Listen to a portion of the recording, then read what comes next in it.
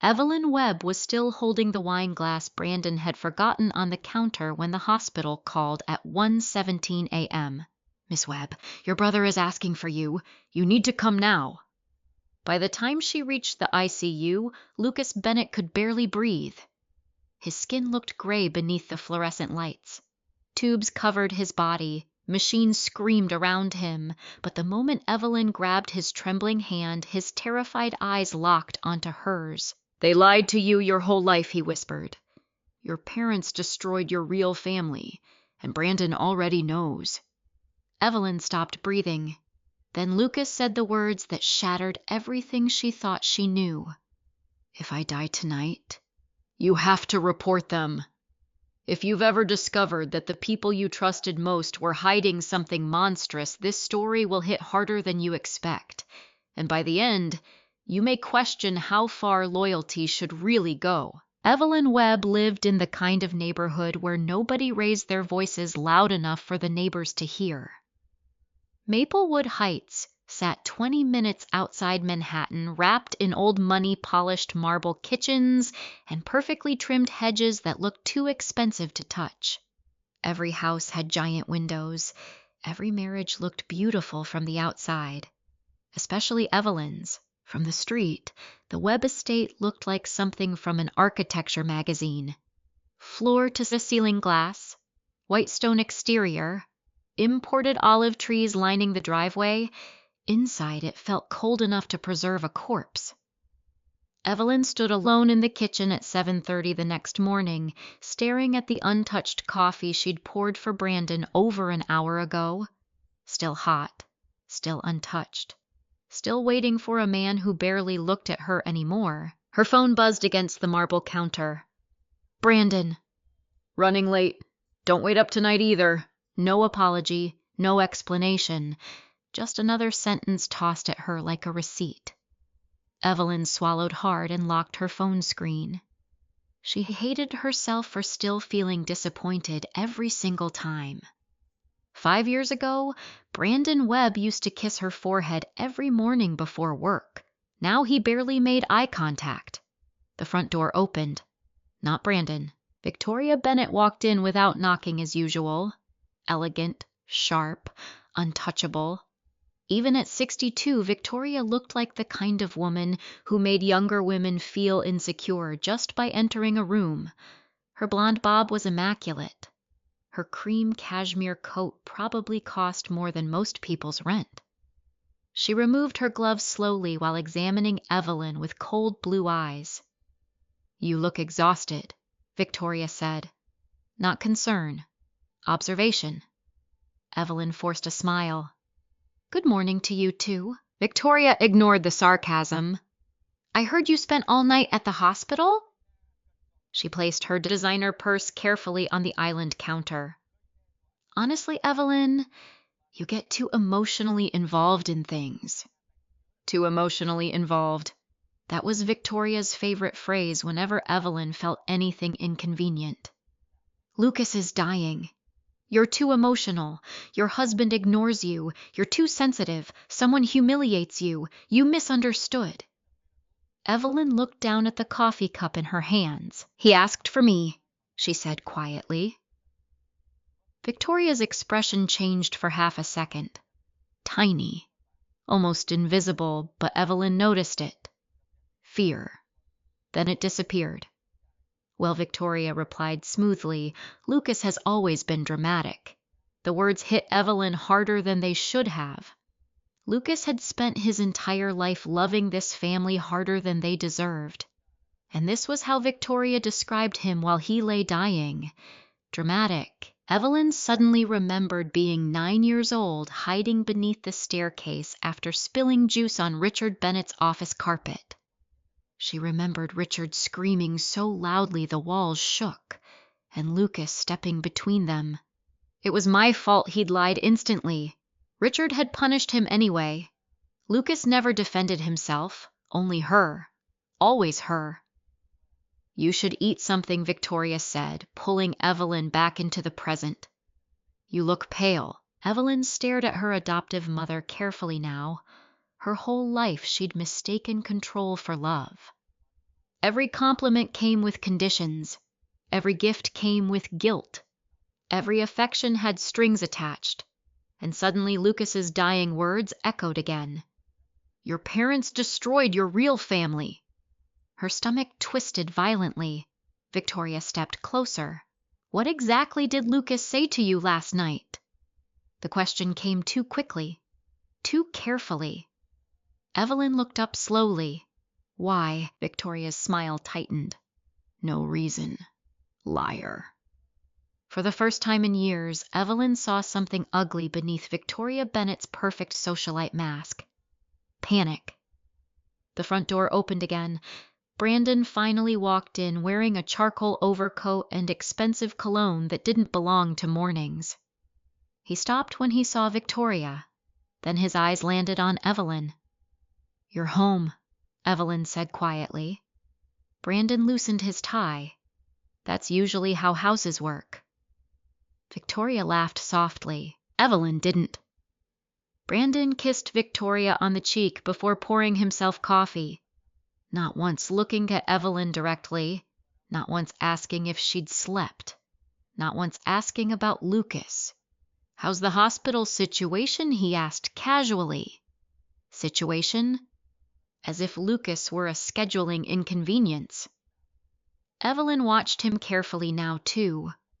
Lucas's voice wouldn't stop replaying in her head. Brandon already knows what her chest tightened. He's getting worse, Evelyn answered. Brandon nodded without emotion.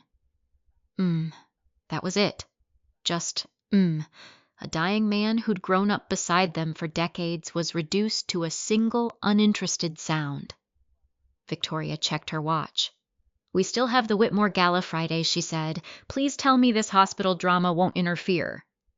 Hospital drama. Evelyn suddenly felt nauseous. You mean Lucas dying? She asked coldly. Victoria sighed dramatically. There you go again? Brandon stepped in immediately. Ev, don't start. Ev. He only called her that when he wanted to shut her down quickly. Evelyn looked between both of them. Something felt wrong. Not normal wrong, dangerous wrong. Like everyone in the room had memorized a script except her. Brandon finally approached her. You need rest, he said, lowering his voice. You've been spiraling lately. Spiraling. Another word people used when they wanted women to doubt themselves. Evelyn stepped back instinctively. His hand froze midair. A strange expression crossed his face. Not sadness, not concern. Calculation. Then his phone buzzed. He checked it too fast, turned the screen away too quickly, but Evelyn still saw the name flash briefly. Chloe, her cousin, Victoria smoothly interrupted before Evelyn could react. I'll have Eleanor send over food later, she said, already heading toward the door. And Evelyn looked up. Whatever Lucas told you, Victoria said carefully. People say irrational things before death. Then she left. Silence swallowed the kitchen. Brandon rubbed his jaw. You shouldn't listen to him right now. Evelyn stared at him. Why are both of you so afraid of what he said? Brandon's expression hardened instantly. We're not afraid. You walked in defensive before I even told you anything, because I know how Lucas gets. No, Evelyn whispered. I think you know something else. For one terrifying second, Brandon looked genuinely angry. Then it vanished beneath practiced calm. You're exhausted, he said softly. Go upstairs. There it was again. Control disguised as concern. Evelyn suddenly couldn't breathe inside this house anymore. She grabbed her coat and keys. Where are you going? Brandon asked. The hospital? You were just there. I'm going again. Brandon stepped closer. Evelyn, warning. Not love. Warning. But this time something inside her refused to shrink. For years, Evelyn had bent herself into smaller and smaller pieces to keep everyone comfortable. Her husband, her family, their image, their lies. And where had it gotten her alone in a mansion that felt like a museum, married to a man who looked at his phone more lovingly than he looked at her, standing in a kitchen full of expensive things while realizing nobody around her actually cared whether she was breaking apart? "I'll be back later," she said coldly. Brandon grabbed her wrist gently, too gently, the way manipulative people always did. "You're making this bigger than it is." Evelyn looked down at his hand, then slowly back at him. "What if you've spent years making it smaller than it really was?" For the first time in a very long time, Brandon had no immediate answer. Evelyn walked out before he could find one. Rain covered the windshield as she drove through Manhattan traffic toward the hospital again. Her hands shook against the steering wheel. Lucas's face haunted her, terrified, guilty, desperate, as if he'd spent years drowning beneath something unbearable. At a red light, Evelyn suddenly remembered something strange. Last night, while the nurses rushed around Lucas's room, she'd helped gather his scattered belongings from the floor. Wallet, phone charger, gray wool coat, and inside the coat pocket, something plastic. Small. White. She'd shoved it into her purse without thinking. Now parked outside the hospital garage, Evelyn opened her handbag with trembling fingers and pulled it out. A faded infant hospital bracelet. Tiny. Yellowed with age. The name printed on it wasn't Lucas Bennett. It wasn't even Evelyn Bennett. It read Baby Girl Hayes. Evelyn's blood turned cold. The bracelet trembled between Evelyn Webb's fingers. Baby Girl Hayes. The faded plastic suddenly felt heavier than stone. Rain streaked across the windshield outside the parking garage, while Evelyn stared at the tiny hospital tag like it might rearrange itself into something less horrifying. Hayes. Not Bennett. Not Webb. Hayes. Her chest tightened so violently she thought she might throw up. "No," she whispered to herself. "No, no, no." Her phone buzzed suddenly in her lap, making her flinch. Brandon calling! Evelyn declined it instantly. A second later, another call, then another. Her husband never called her 3 times in a row, not unless something mattered to him, and somehow that terrified her more. She shoved the bracelet back into her purse and stepped out into the freezing rain, barely remembering to close the car door behind her. Inside Mount Sinai Hospital, everything smelled like bleach coffee and fear. The ICU waiting room lights were painfully bright. A nurse recognized her immediately. "Ms. Webb," she said gently. He woke up again. Evelyn's heart slammed painfully against her ribs. "He's asking for you." Of course he was, because apparently Lucas Bennett had spent years carrying secrets large enough to destroy entire lives.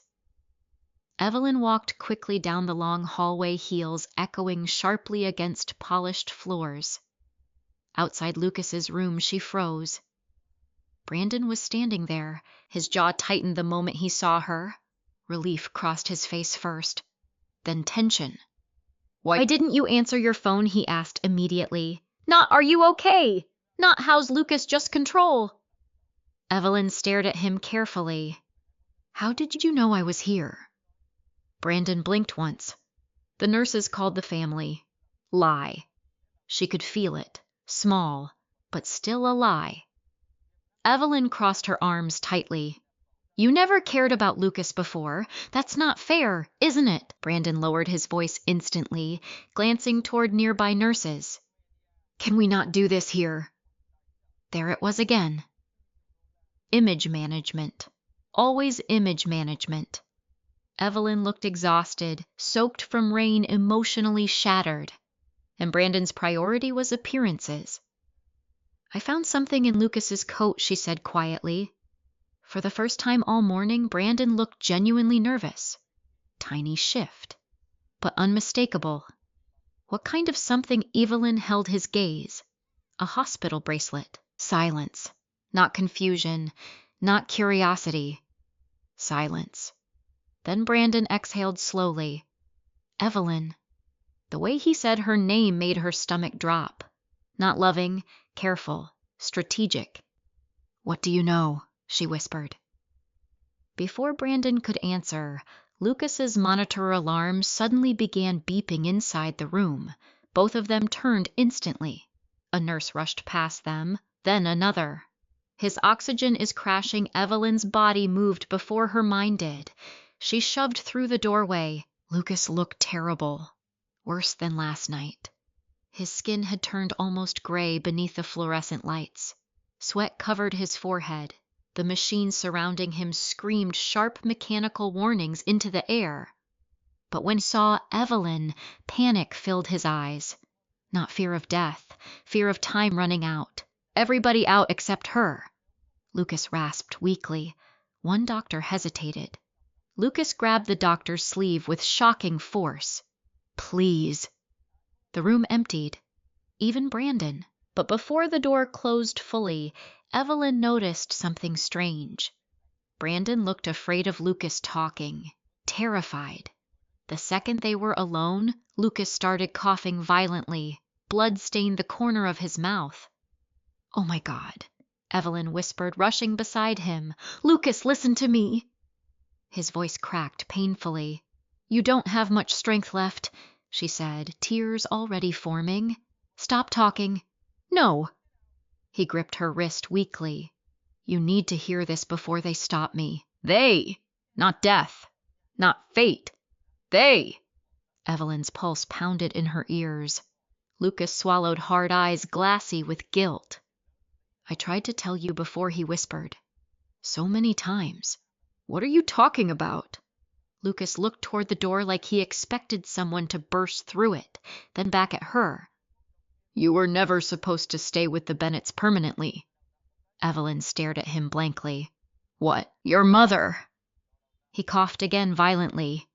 "Your real mother wanted to take you away." The room tilted sideways. Evelyn grabbed the bed rail to steady herself.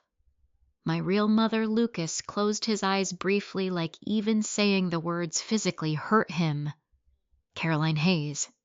The name slammed into Evelyn's chest like a car crash. "Hayes. Baby girl Hayes. Oh my God." Lucas nodded weakly. "Richard Bennett was doing business with dangerous people back then. Your mother found out things she shouldn't have." Evelyn shook her head immediately. "No. No, you're confused. I'm dying, Evelyn." His voice cracked sharply. "Why would I lie now?" Silence swallowed the room whole. Lucas looked terrified. Not of death, of her hating him. "They told everyone Caroline abandoned you," he whispered, "but she didn't." Tears streamed down Evelyn's face now. Then Lucas shattered her completely. "She died trying to take you back." Evelyn physically recoiled. "No." There was a car crash. The fluorescent lights suddenly felt too bright, too loud. Everything hurt. Lucas kept talking through broken breaths. "Richard said it was an accident. Victoria helped cover it up. Money disappeared, witnesses disappeared, and afterward—" His eyes filled with tears. "They kept you." Evelyn couldn't process the words fast enough. This wasn't possible. Her parents loved her. Didn't they? Didn't they? Then why did every memory suddenly feel wrong? Every manipulation, every guilt trip, every carefully controlled version of affection. Lucas squeezed her hand harder. "I should have protected you." "You were a child?" Evelyn whispered automatically. Lucas laughed bitterly through tears. "No, I became a coward." Evelyn shook her head desperately. "You're my brother." Lucas's expression broke apart completely. "No," he whispered. "I'm not." The words hit harder than anything else. Not your brother, not your family, not your life. Everything Evelyn believed about herself began collapsing inward at once. "Victoria adopted me first," Lucas admitted shakily. "Years before you. They used me because I knew pieces of the truth." Evelyn stared at him through blurred vision. You knew all these years I knew enough. Why didn't you tell me Lucas cried openly now? Because Richard threatened everyone. His breathing turned ragged. And because Brandon convinced me you were happier not knowing. Evelyn froze. What Lucas looked horrified immediately after saying it. Too late. He knows everything, Lucas whispered. Evelyn's blood turned cold. Every late night. Every controlling conversation. Every time Brandon told her she was overreacting. Every time he protected Victoria instead of her.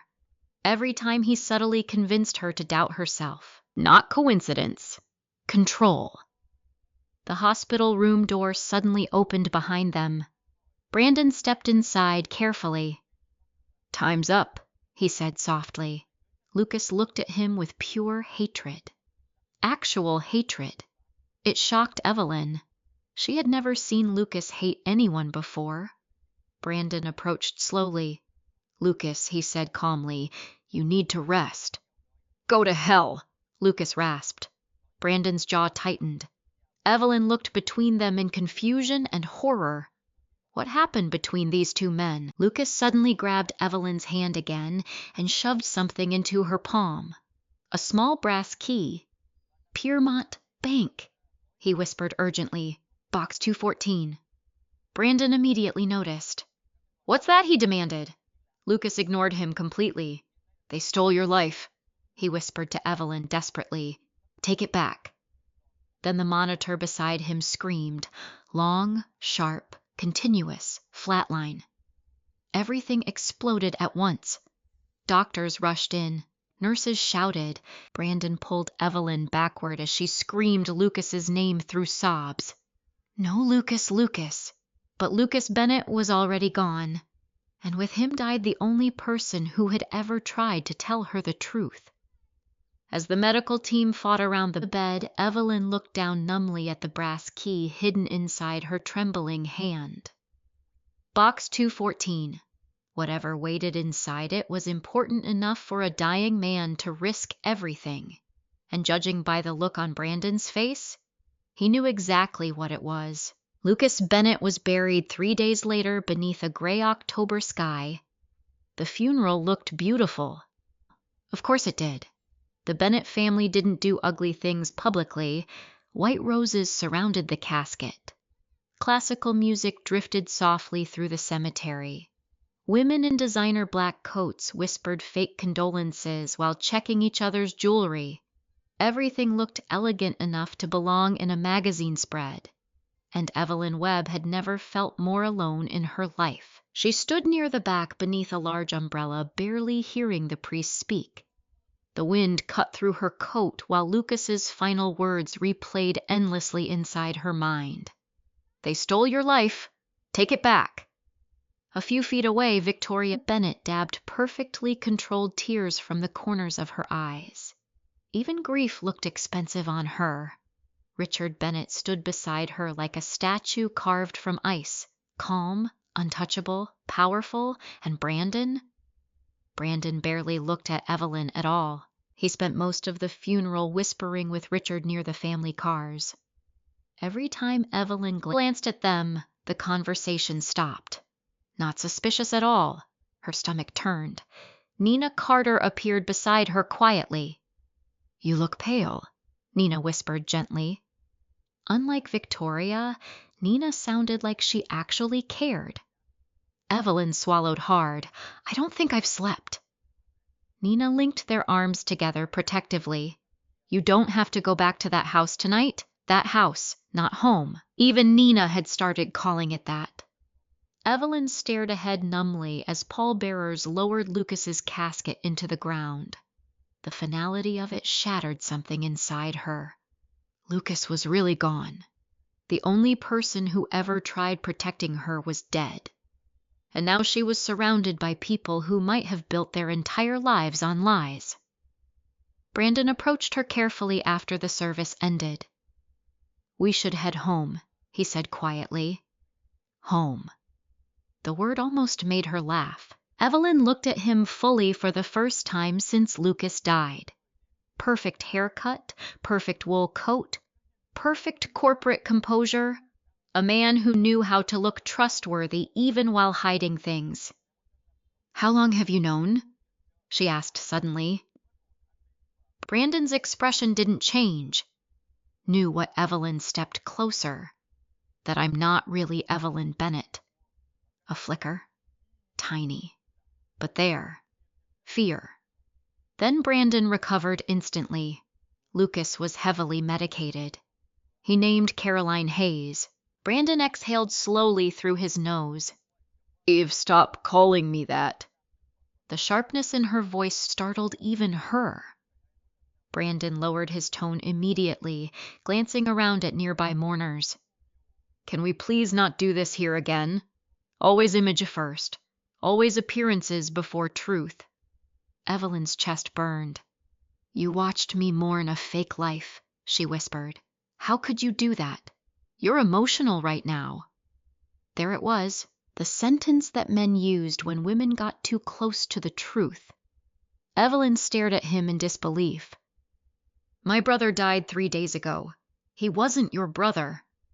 The words slipped out before Brandon could stop them. Silence. Cold. Violent silence. Brandon's face changed instantly when he realized what he'd admitted. Too late. Evelyn physically stepped backward like he had slapped her. "Oh my God," she whispered. "Evelyn, you knew. Listen to me. You knew this whole time." People nearby started glancing toward them now. Brandon reached for her arm carefully. "Not here." Evelyn ripped her arm away. For years she'd mistaken Brandon's calmness for maturity. Now she finally saw what it really was. Control. Always control. "I need air," she whispered. Then she walked away before he could stop her.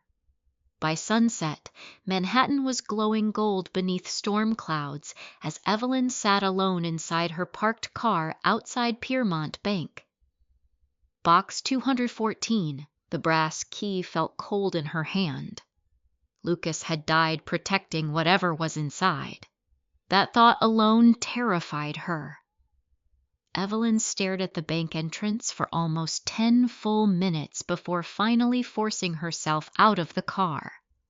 The bank lobby smelled like polished wood and old money. A silver-haired employee greeted her politely. "How may I help you today?" Evelyn forced her shaking hands still.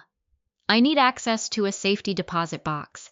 20 minutes later, she sat alone inside a private vault room while the employee unlocked a narrow metal box built into the wall. Then he left her there. Silence filled the room immediately. Evelyn stared at the box, afraid to open it, afraid not to. Finally, she slid it open slowly and stopped breathing. Inside were dozens of items: photographs, documents, newspaper clippings, cassette tapes, a flash drive, and one large sealed envelope with her name written across it in Lucas's handwriting. Evelyn. Not Ev, not sweetheart, not kiddo, just Evelyn. Real, honest. Shaking violently now, she picked up the first photograph. A young woman smiled brightly at the camera while holding a toddler in her arms. The toddler was Evelyn. No doubt. Same eyes, same dimples, same smile. Tears instantly filled her eyes. The woman looked warm, alive. Nothing like Victoria. Written across the back in faded ink were the words Caroline and Evelyn. Cape May. 3 weeks before the accident. Accident. Evelyn grabbed another photo. This one showed Richard Bennett standing beside a black SUV with visible damage along the driver's side door. Another photo.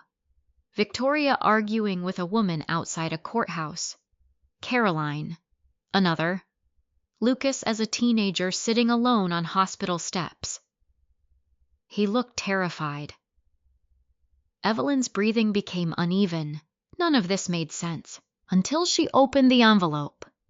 Inside sat copies of legal documents, adoption records, bank statements, trust paperwork. and every page made the room colder. Richard Bennett had transferred millions of dollars from accounts originally belonging to Caroline Hayes. Funds intended for Evelyn, her inheritance, gone. Evelyn flipped through papers faster now, panic rising inside her chest. Signatures looked altered, dates changed, records sealed. Then she found something worse. A death certificate. Caroline Elizabeth Hayes. Cause of death, vehicular collision. But clipped behind it sat another report partially hidden beneath legal forms. Police supplemental findings. Unreadable in places. But one sentence stood out clearly. Witness reported argument prior to crash involving Richard Bennett. Evelyn felt physically sick. No. Her hands trembled so hard the papers nearly fell. She grabbed the flash drive next. There was a small handwritten note attached to it. "If you're watching this, it means I'm already gone. I'm sorry I waited too long." Lucas Evelyn stared at the words through tears. Then she noticed something else beneath the papers. A folded newspaper clipping. Old, yellowed. Headline, "Local woman dies after late-night crash," and below the article, a grainy photograph of Caroline Hayes smiling beside a younger Richard Bennett. The caption read, "Business associates seen together weeks before fatal accident." Evelyn's entire body went numb. Business associates. Her mother knew Richard personally, which meant this wasn't random. None of it was random. Suddenly, someone knocked sharply on the vault room door. Evelyn jumped violently. "Ma'am," a voice called politely, "we'll be closing soon." Evelyn hurriedly shoved the documents back into the box. But before she closed it fully, one final item caught her attention. A small DVD case, labeled in black marker, "Crash footage." Her blood ran ice cold. Evelyn Webb hid the DVD inside her coat like it was a weapon, because somehow it probably was. The entire drive back to Maplewood Heights felt unreal. Streetlights blurred through rain across the windshield while her thoughts crashed into each other violently. Caroline Hayes. Stolen inheritance. Forged records. Crash footage. And Brandon knew. That part hurt the most, not because her husband lied, but because a small part of her had already known he would. When Evelyn finally pulled into the circular driveway of Victoria Bennett's estate, luxury cars already lined the front entrance. Of course, Friday night family dinner. As if the universe wanted to shove her directly into hell. The mansion glowed warm against the dark sky, golden windows, valet attendants, soft jazz drifting through partially open doors. Beautiful. Fake. Evelyn sat in the car for a long moment, gripping the steering wheel. For years she had walked into this house desperate to feel chosen. Tonight she walked in carrying evidence that might destroy everyone inside it. The butler opened the front door before she could reach it.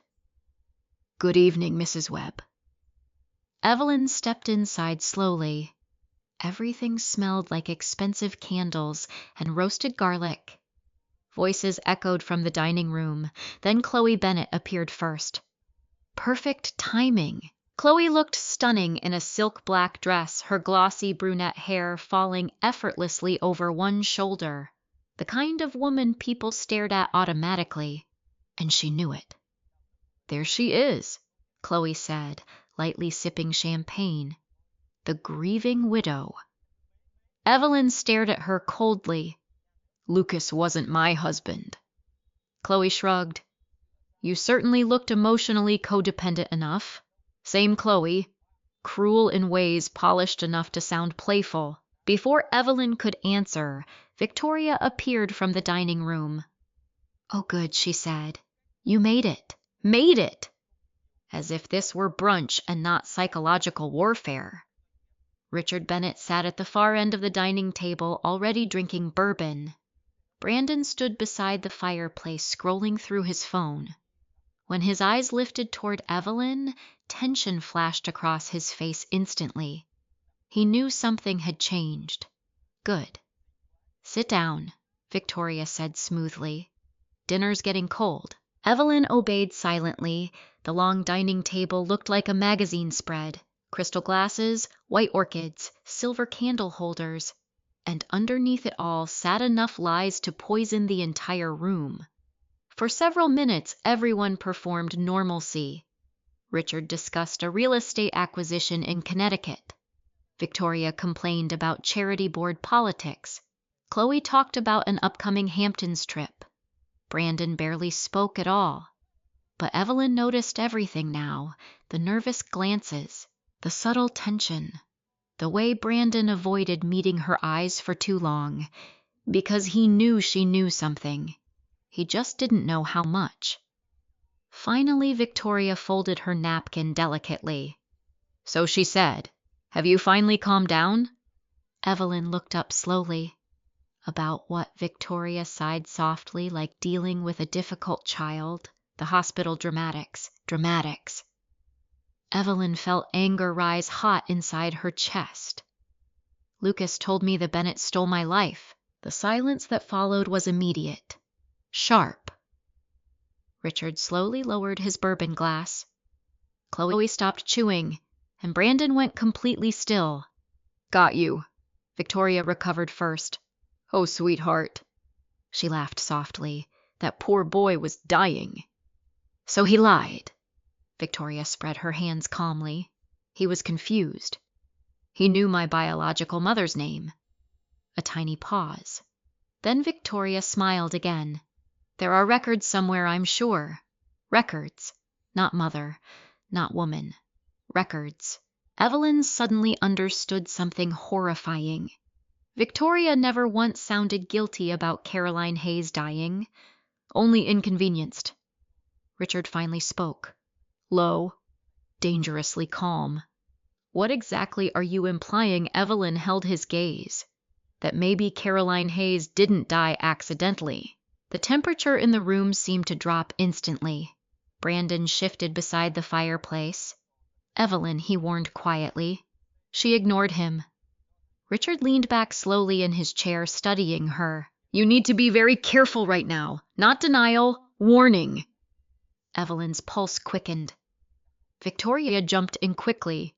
"She's grieving. We all are." "No," Evelyn said softly. "I think all of you are scared." Chloe laughed under her breath. "Oh my God," she muttered. "This is actually becoming entertaining." Evelyn turned toward her. "You knew too." Chloe smirked lazily. "Knew what?" "That this family is dysfunctional." "Obviously." Brandon finally stepped forward. "That's enough." His voice cracked through the room sharply. Everyone looked at him, including Evelyn. There it was again. Not fear for her emotional state. Fear of exposure. Brandon walked closer carefully. "Can we talk privately now, Evelyn?" "No." Her voice surprised even herself. Steady, cold. For years she had softened every emotion to keep people comfortable. Not tonight. Victoria reached for her wine glass. "What exactly do you think happened?" she asked smoothly. Evelyn stared at her adoptive mother. "You tell me." Victoria tilted her head slightly. You're being paranoid." Another classic. Paranoid, crazy, emotional, unstable.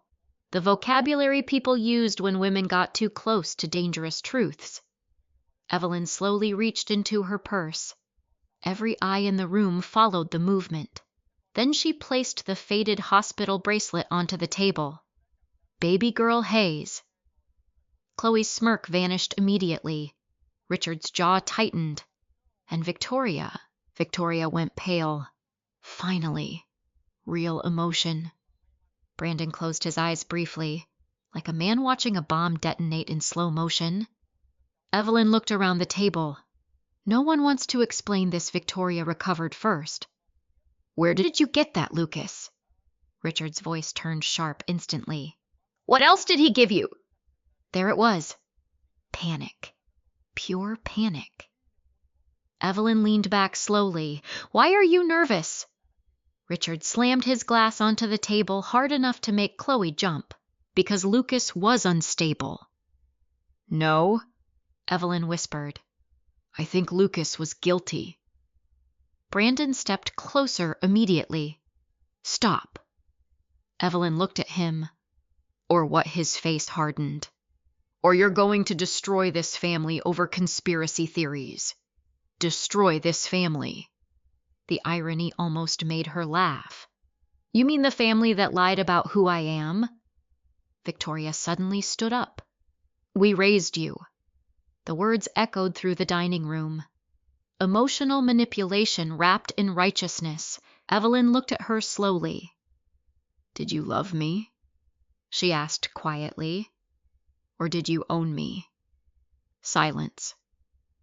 Victoria's expression cracked for half a second. Not heartbreak, offense. As if Evelyn had broken an unspoken contract by asking. Richard rubbed his forehead aggressively. This conversation ends tonight. No, Evelyn replied softly. I think it's finally starting. Brandon moved beside her chair. Come upstairs with me. Again. Control disguised as care. Evelyn looked up at him. How long have you been sleeping with Chloe? The room exploded into silence. Chloe's wine glass froze halfway to her lips. Brandon went completely still. And suddenly Evelyn knew she was right. Oh my God, she was right! Chloe recovered first with a slow laugh. Well, she said lightly, this dinner just got interesting. Evelyn felt her stomach twist violently. Brandon lowered his voice immediately. You're exhausted. There it is again, Evelyn whispered. Every time I get close to the truth, suddenly I'm unstable. Because you are spiraling. No, she said quietly. I'm waking up. The words landed harder than she expected. Even Brandon looked shaken by them. Then Evelyn noticed something else. Victoria and Brandon exchanged a glance. Fast, small, but terrified. And in that moment, Evelyn understood something terrifying. They weren't afraid of her emotions anymore. They were afraid of what she might already know. Brandon's phone buzzed suddenly on the table. The screen lit up. One unread text message. From Chloe. Right in front of everyone. Meet me later. She suspects us. Evelyn stared at the message, then slowly looked up. Nobody spoke. Nobody moved. The silence itself became confession. Nobody at the table breathed. Brandon grabbed his phone too quickly, too defensively. It's not what you think, he said immediately. Every cheating man in America probably used the exact same sentence. Evelyn stared at him across the candlelit table, and something inside her finally cracked beyond repair. Not loudly, not dramatically, quietly, like ice breaking beneath someone's feet. Chloe leaned back in her chair with astonishing calm. Oh, please, she said, sipping wine. If we're doing this, can we at least make it entertaining? Victoria snapped instantly. Chloe. But Chloe only shrugged. What everybody's acting shocked like Brandon married Evelyn for passion, the words hit like knives. Evelyn looked at Brandon slowly, and Brandon said nothing. Not denial, not outrage, nothing. That silence hurt worse than discovering the affair itself, because silence meant truth. Richard stood abruptly from the table. This conversation is over. No, Evelyn whispered. It's really not. Her voice trembled now, but not from weakness anymore. Rage, humiliation, grief. Years of emotional starvation finally collapsing into clarity. Brandon moved toward her carefully. Let's go home. Home. Again with that word. Evelyn almost laughed. You've been sleeping with my cousin. It isn't serious. The room went dead silent again. Even Chloe looked impressed by how badly he answered that. Evelyn blinked slowly. Not serious. as if betrayal could somehow become smaller depending on emotional investment. Wow, Chloe muttered under her breath. You really are terrible at this. Chloe, stop talking, Brandon snapped. Why, she shot back instantly. You're the one who got caught. Victoria pressed her fingers against her temples dramatically. This is exactly why family matters should stay private. Evelyn turned toward her sharply. You think this is the problem? Victoria looked genuinely offended. You're creating chaos. No, Evelyn whispered. You created chaos years ago. I'm just finally seeing it. Brandon stepped closer again. Evelyn, you need to calm down. That sentence. That damn sentence. Something inside her finally erupted. Do not tell me to calm down, she shouted. Everyone froze. Even Richard. Because Evelyn Webb never shouted. Not at dinners, not at parties, not during humiliations. She swallowed everything politely like she'd been trained to, but not tonight. Tonight she looked at her husband and saw a stranger wearing Brandon's face. You lied to me for years, she said shakily. You made me feel crazy every time I questioned anything. You knew about my mother. You knew about Lucas. And all this time her voice broke violently. You were sleeping with her. Brandon rubbed his jaw hard. It just happened. Chloe burst out laughing. Oh my God, Brandon, we've been hooking up for almost a year. Victoria looked physically ill. Richard muttered a curse beneath his breath. But Evelyn just stared. Almost a year of smiling photos, anniversary dinners, public kisses, while Brandon crawled into another woman's bed afterward. And somehow the emotional pain mixed horribly with everything else. Because suddenly, Evelyn understood something terrifying. If Brandon could fake love this convincingly, what else had he faked? You used me, she whispered. Brandon's expression shifted slightly. Not guilt. Annoyance. Evelyn, that's unfair. Unfair. The word nearly made her choke. Unfair, she repeated softly. Brandon lowered his voice like he was negotiating a business contract. You know marriages get complicated. No, Evelyn said. Complicated is forgetting anniversaries. Complicated is arguing about money. You betrayed me while helping my family lie about who I am. That's not what happened. Then tell me what happened. Silence. Again. Always silence when truth approached. Evelyn slowly stood from the table. Nobody tried stopping her this time. Not even Victoria. Because the atmosphere had changed now, the carefully controlled illusion of the Bennett family was cracking open, and everyone could feel it. Evelyn grabbed her purse with shaking hands. Brandon followed her immediately toward the foyer. Where are you going away from you? Don't do this emotionally. Emotionally. There it was again. As if logic belonged to men and pain belonged to women. Evelyn turned sharply. You know what's amazing? She said quietly. Every time you hurt me somehow, my reaction becomes the problem. Brandon's face hardened. That's not fair. No, Evelyn replied coldly. Neither was building a marriage on manipulation. The word hit him harder than she expected. Manipulation. Because deep down, Brandon knew exactly what he'd done. Love bombing, isolation, subtle criticism disguised as concern.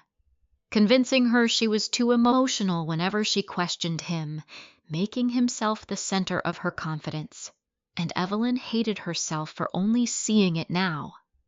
I did love you, Brandon said suddenly. The worst part?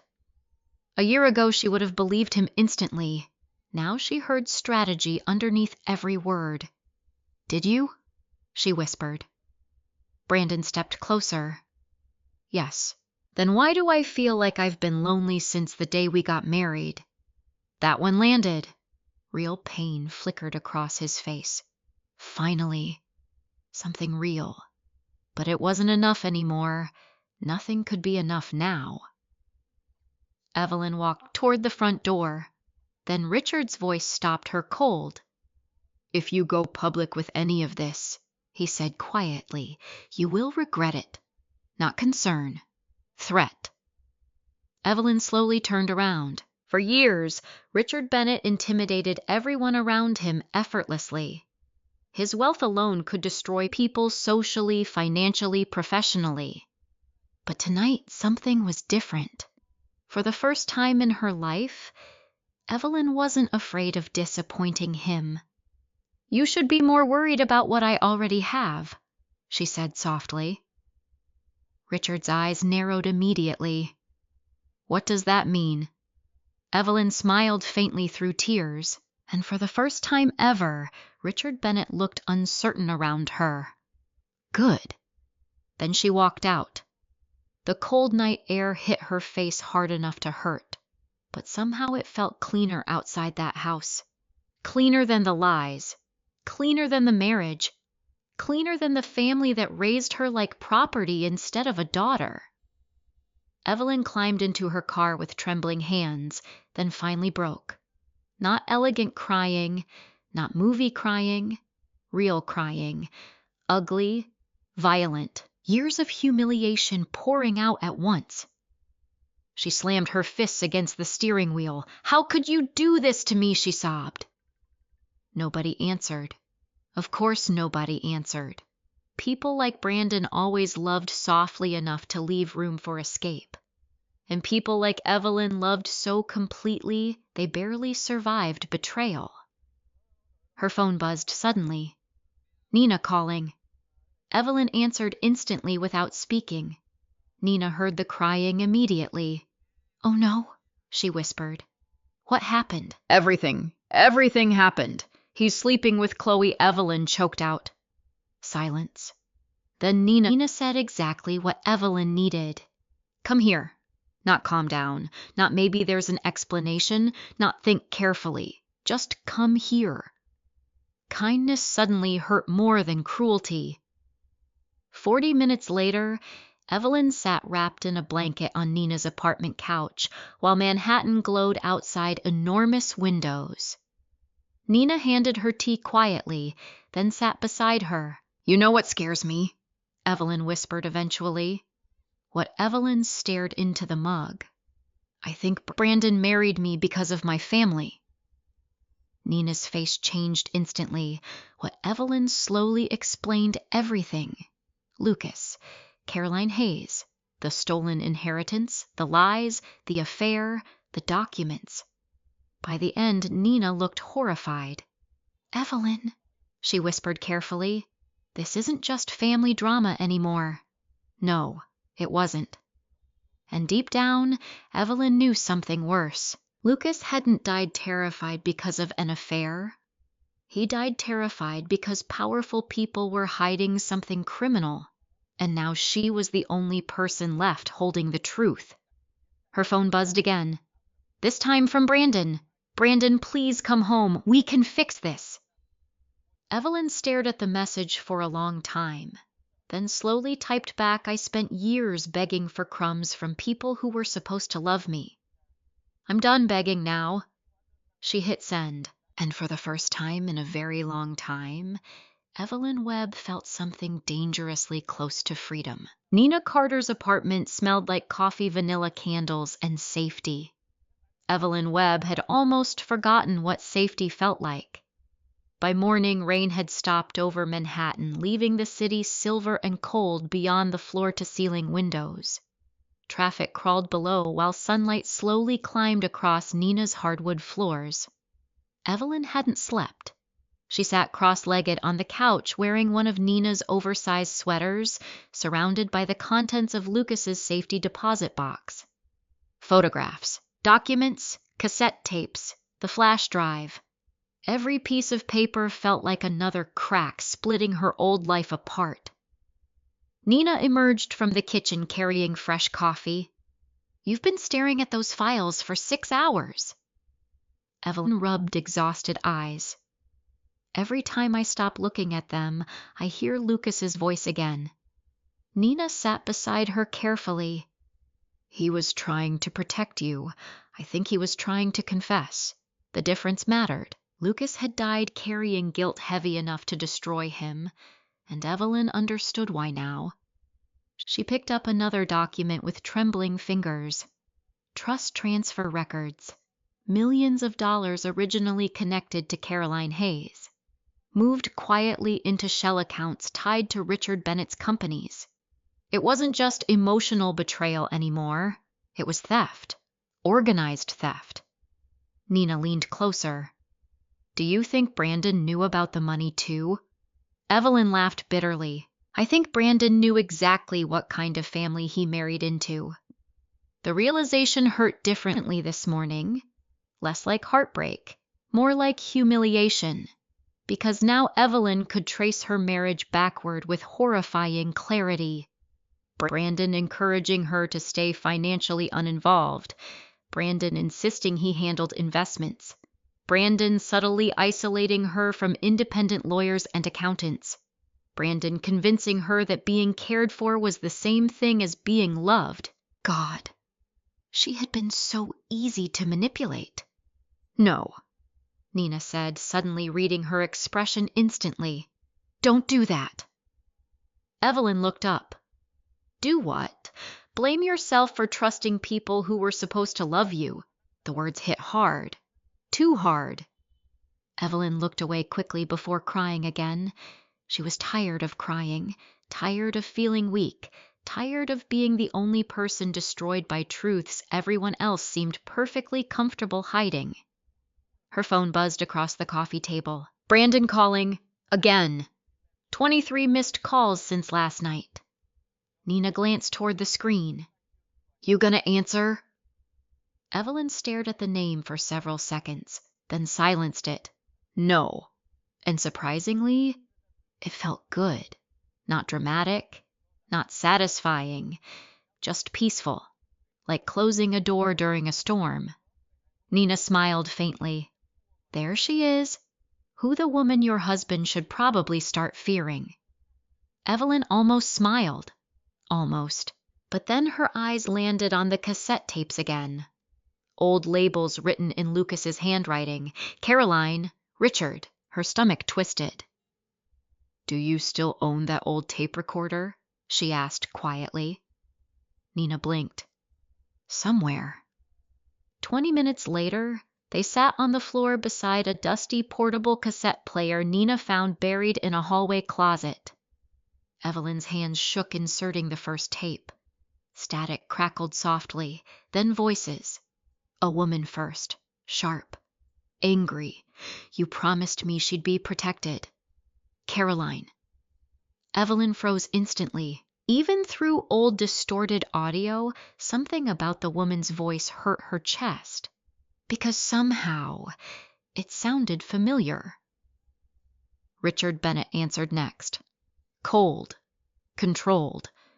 You're becoming emotional again. The sentence made Evelyn physically flinch. Same tone Brandon used. Like emotional pain was inconvenience. Caroline sounded furious. You moved money that belonged to my daughter. Richard sighed heavily on tape. As long as you keep threatening exposure, you're creating problems. Exposure. The word echoed dangerously. Then another voice entered. Victoria, you need to stop before someone gets hurt. The tape suddenly cut into loud static. Evelyn stared at the recorder in horror. Someone gets hurt. Not if, before. Nina looked equally shaken. Oh my God. Evelyn rewound the tape with trembling fingers and listened again. Then again. Every word made the pit in her stomach deeper. This wasn't paranoia anymore. Something criminal happened. Something ugly enough to destroy lives decades later. And Brandon had protected it. Her phone buzzed again. This time a text. Brandon, you're embarrassing yourself now. Evelyn stared at the screen in disbelief. Not I'm sorry. Not please come home. Embarrassing yourself. Even now he cared more about image than pain. Another message arrived immediately. Brandon, my parents are asking questions. My parents, not your parents. Interesting. Evelyn suddenly sat up straighter. Nina noticed immediately. What Evelyn looked down slowly at the phone. For years, Brandon acted like I was too emotional to handle financial decisions. So why would a corporate attorney marry a woman he secretly thought was unstable? Nina's eyes widened slightly. He wanted access. Evelyn nodded slowly, not just to the Bennett name, to whatever Richard stole from Carolyn. The room went silent, because suddenly the marriage itself looked different. Not romantic, strategic. And somehow that realization hurt even worse than the affair. At least cheating required attraction. Manipulation that deep required calculation. Evelyn stood abruptly and walked toward the giant apartment windows. Below them, New York rushed forward like nothing had changed. People crossing streets, yellow taxis, coffee carts. Normal life continuing while hers collapsed completely. I wasted years begging people to love me, she whispered. Nina approached quietly behind her. No, she corrected softly. You survived people who trained you to earn love instead of expect it. That one broke something open inside Evelyn, because it was true. Victoria's affection always depended on obedience. Richard only praised perfection. Brandon gave warmth when Evelyn stayed easy to control. Even Chloe's cruelty worked because Evelyn had spent her entire life believing conflict made her unworthy. God, she had been emotionally starving for years without realizing it. Her phone buzzed again. Unknown number.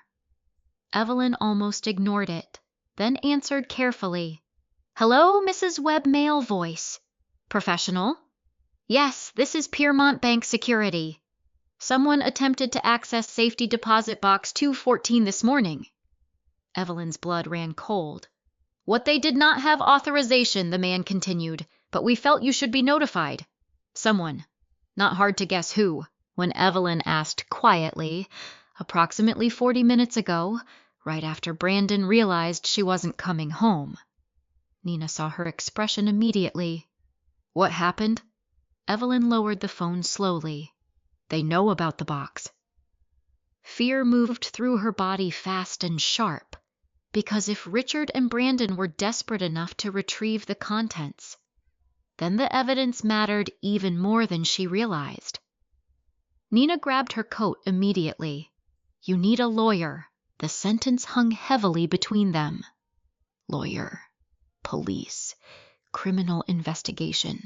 This was becoming real in ways Evelyn still struggled processing emotionally. But then she looked down at the photographs again.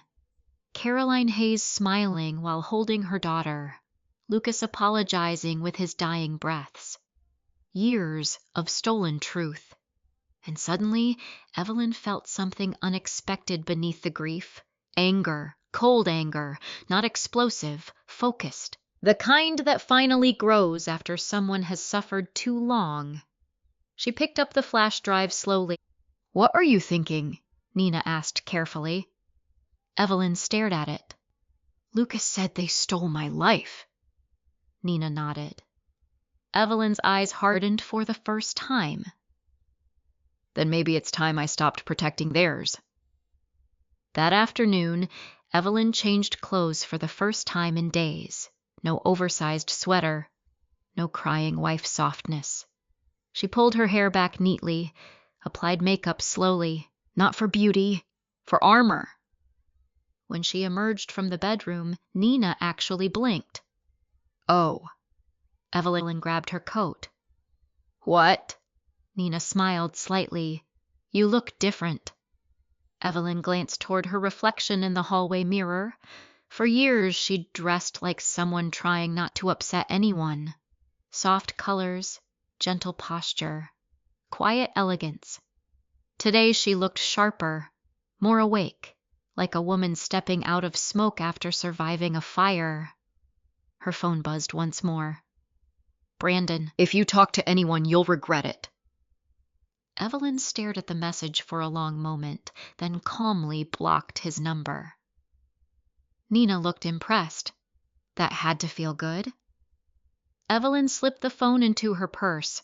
No, she said honestly, then after a pause. But it felt necessary, and for the first time since Lucas died, necessity mattered more than fear. Vivian Cross's office sat 37 floors above Fifth Avenue, the kind of office that made people confess things before the meeting even started. Dark walnut walls, floor-to-ceiling windows, quiet luxury so expensive it didn't need decoration. Evelyn Webb stood near the reception desk, clutching Lucas's files against her chest, while her nerves threatened to consume her alive. "You can still leave," Nina whispered beside her. Evelyn looked toward the elevator behind them. Part of her wanted to run, to disappear somewhere quiet and pretend none of this existed. Pretend Lucas hadn't died terrified. Pretend Brandon hadn't betrayed her. Pretend Caroline Hayes was just a stranger's name. But pretending was what destroyed her life in the first place. "No," Evelyn said softly. "I'm done leaving myself behind for other people." Nina squeezed her hand once.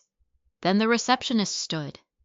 "Miss Cross will see you now." Vivian Cross looked exactly like the kind of woman powerful men feared privately. Elegant black suit, silver-framed glasses, sharp dark eyes that missed absolutely nothing. She didn't smile when Evelyn entered. She assessed, which somehow felt more trustworthy. "Mrs. Webb," Vivian said calmly, "please sit." Evelyn obeyed carefully while Nina sat beside her. Vivian folded her hands neatly across the desk. "My assistant said this concerns fraud and possible criminal concealment. Straight to business. No fake sympathy. Good." Evelyn slowly placed Lucas's files onto the desk. "It concerns my family." 2 hours later, the office felt colder. Because Vivian Cross had finished reviewing enough evidence to stop treating this like emotional family drama. "This is substantial," Vivian said quietly. Evelyn's stomach tightened. How substantial? Vivian removed her glasses slowly. "Potential inheritance theft, fraudulent asset transfers, adoption record tampering." She paused. "Possibly obstruction tied to a wrongful death." The words echoed heavily across the room. Nina looked horrified. Evelyn just felt numb, because hearing it spoken aloud made everything real in a way her brain still resisted emotionally. Wrongful death. Not accident. Death. Vivian picked up one of the old financial documents. "These shell companies linked to Richard Bennett concern me," she said. "Especially because several no longer exist." "Is that bad?" Vivian gave her a look. "It's suspicious." Evelyn stared down at her hands. "They told everyone my biological mother abandoned me." Vivian's expression softened slightly for the first time, and now Evelyn swallowed hard. "Now I think she died trying to keep me." Silence settled briefly. Then Vivian leaned back in her chair thoughtfully. "You understand what happens if you pursue this. Not a question, a warning." Evelyn nodded slowly. "My marriage is already over." Vivian's eyes sharpened immediately. "You're certain?" Evelyn laughed softly. The sound held no humor. "My husband slept with my cousin while helping my adoptive family hide my identity." Even Vivian looked disturbed by that combination. Nina muttered, "When you say it out loud, it somehow sounds even worse." Vivian closed another file carefully. "Your husband works corporate litigation, correct?" "Yes." "Then he understands exactly how dangerous these documents are." Dangerous. The word settled heavily inside Evelyn's chest. "Because Lucas died afraid. Brandon panicked over the safety deposit box. Richard threatened her directly. Everybody already understood the danger. She was just finally catching up." Vivian stood and walked toward the massive windows overlooking Manhattan. When wealthy families commit crimes, she said calmly, they rarely start with violence. Evelyn listened carefully. They start with silence, reputation management, financial control, emotional manipulation. Vivian turned slightly toward her. Sound familiar? Too familiar. Evelyn suddenly remembered every time Brandon subtly discouraged independence, every time Victoria weaponized guilt, every time Richard intimidated people into obedience. Her whole life had been built inside systems of control disguised as family loyalty. Vivian faced her fully again. Mrs. Webb, were you financially dependent on your husband? The question embarrassed her instantly. Yes. Vivian nodded once. That's intentional in marriages like yours. Marriages like yours. Not loving marriages, strategic marriages. Evelyn felt physically sick again. Nina reached over and squeezed her knee supportively. Vivian returned to the desk and picked up the cassette tape labeled Caroline. Have you listened to all of these? Number good. Don't do it alone. The seriousness in her tone made Evelyn uneasy. You think there's more? Vivian met her eyes directly. I think your brother spent years collecting evidence because he was terrified. Not your brother. The thought still hurt every single time. Lucas wasn't biologically related to her, and somehow he still protected her more than anyone else ever had. Vivian inserted the flash drive into her computer next. Several folders appeared instantly. Bank records, property transfers, video files. Then one labeled private. Vivian clicked it. A video opened. The footage was grainy and dark, likely from an old handheld camcorder. A younger Caroline Hayes appeared on screen arguing with someone off camera. She deserves the truth, Caroline snapped angrily. Richard's voice answered immediately. You're becoming unstable. Same tactic. Different decade. Evelyn's throat tightened painfully. Caroline looked exhausted but fierce. She is my daughter. You signed documents. I signed temporary guardianship papers. Richard silence. Then Caroline's voice cracked. You promised I'd get her back. Evelyn covered her mouth instantly. Oh my God. Richard Bennett had never intended to return her. The video continued shaking violently. You stole from us, Caroline whispered. You stole everything. Richard moved briefly into frame. Younger, colder, dangerous. You need to let this go. No.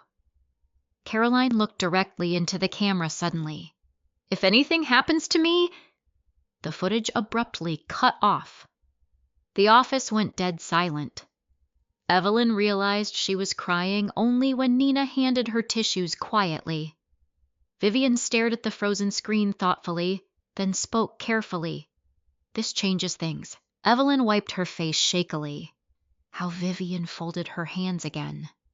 Because now we have evidence your biological mother feared retaliation before her death.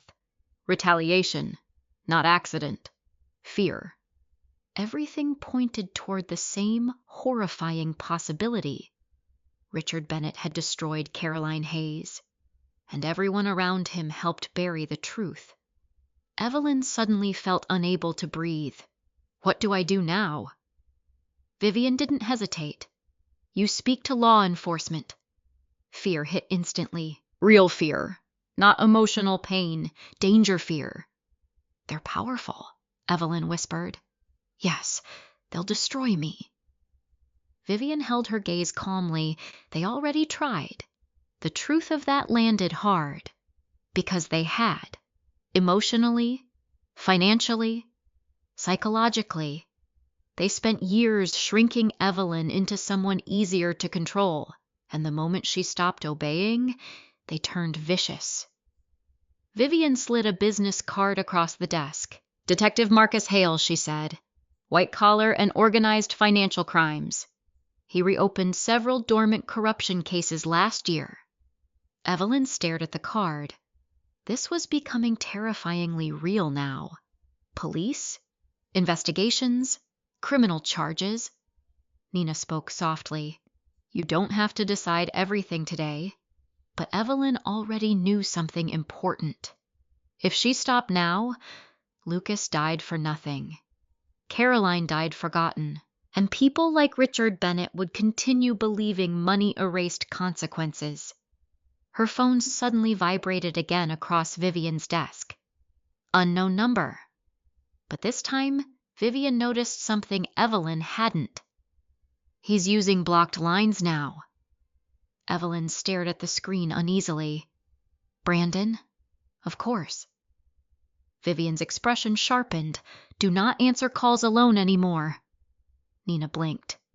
You think they're dangerous? Vivian answered carefully. I think wealthy people panic when control disappears. The phone stopped ringing. Then another message appeared. Unknown. You are making a catastrophic mistake. Evelyn's blood ran cold. Vivian read it silently, then looked up slowly. Mrs. Webb, she said calmly, I strongly suggest you stop thinking of this as family conflict. Evelyn swallowed hard. Then what is it? Vivian's eyes hardened. A cover-up. Detective Marcus Hale did not look impressed by wealthy people. That alone made Evelyn Webb trust him slightly. His office inside Lower Manhattan's Financial Crimes Division was cluttered with stacked case files, cold coffee cups, and a Yankees mug that looked older than some marriages, including hers. Marcus Hale leaned back in his chair while silently reviewing Lucas's documents for nearly 20 minutes. No interruptions, no dramatic reactions, just focused attention. Evelyn sat across from him beside Vivian Cross, trying not to unravel internally every time another piece of evidence changed hands. Because once law enforcement touched the files, there was no going back. Finally, Marcus closed the folder slowly. This is bad, he said. Simple, direct, terrifying. Evelyn folded trembling hands together. How bad? Marcus looked at her carefully. Potential financial fraud spanning decades, illegally transferred trusts, concealed records. He paused. And possibly witness intimidation connected to a suspicious death. There it was again. Suspicious death, not accident. The words made Evelyn physically cold every single time. Marcus leaned forward slightly. You said your adoptive father is Richard Bennett. Yes, the real estate developer. Evelyn nodded. Marcus exchanged a brief look with Vivian. Not good. What? Evelyn asked immediately. Marcus exhaled slowly. Richard Bennett's name surfaced years ago during a corruption inquiry. Evelyn's stomach dropped. What kind of inquiry? Payoffs, missing records, political favors. Of course, Richard Bennett's crimes extended beyond her family. Men like Richard didn't suddenly become monsters in private after acting ethical everywhere else. This was probably who he'd always been. Marcus tapped one of the old police supplements from Caroline Hayes's file. The original responding officer retired early after filing concerns about inconsistencies in the crash report. Evelyn's pulse quickened. Inconsistencies? Marcus nodded once. Damage patterns didn't fully match the official timeline. Silence filled the office. Then Evelyn whispered, You think someone caused the crash?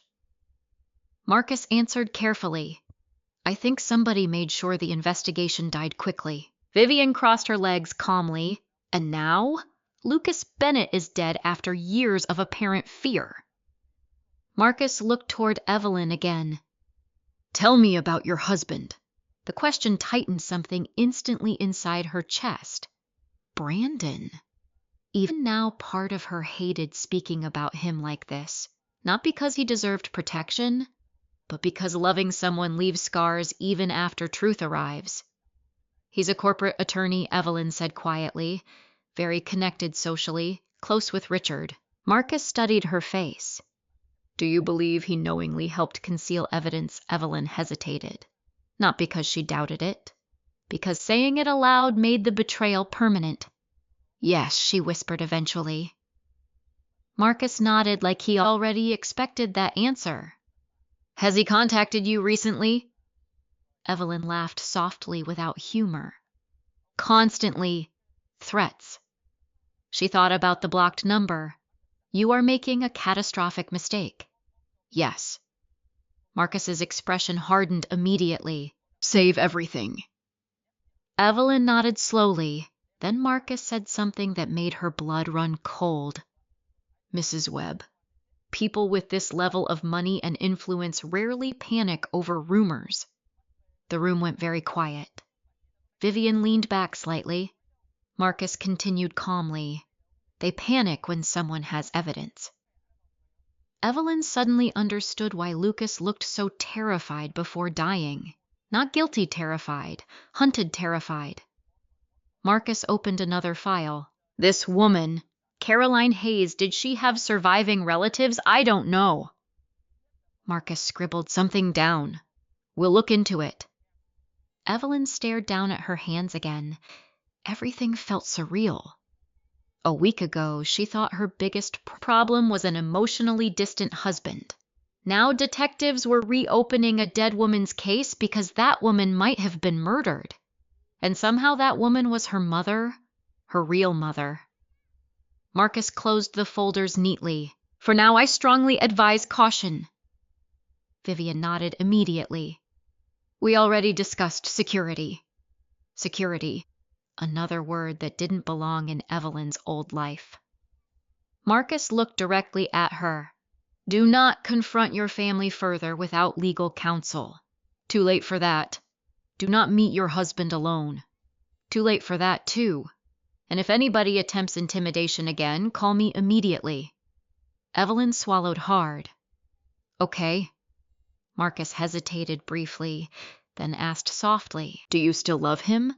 Vivian glanced sideways at him, slightly surprised by the question. But Evelyn understood why he asked. Because love complicates justice. And unfortunately, yes, some broken part of her still loved Brandon. Or maybe she loved the version of him she thought existed. I don't know anymore, she admitted quietly. Marcus nodded like he understood perfectly. People like your husband rely on emotional confusion. That sentence stayed with Evelyn long after the meeting ended. Outside Manhattan buzzed with late afternoon traffic while cold wind whipped between skyscrapers. Vivian headed toward a waiting car. I'll contact you tonight, she told Evelyn. Do not go back to your marital home. Evelyn nodded. Nina wrapped an arm around her shoulders as Vivian left. You okay, no? Not even close. But Evelyn was beginning to understand something important. Being devastated and being weak were not the same thing. Her phone buzzed. Unknown number again. Marcus's warning echoed instantly. Do not answer alone. But before she could ignore it, a voicemail notification appeared seconds later. Brandon. Of course.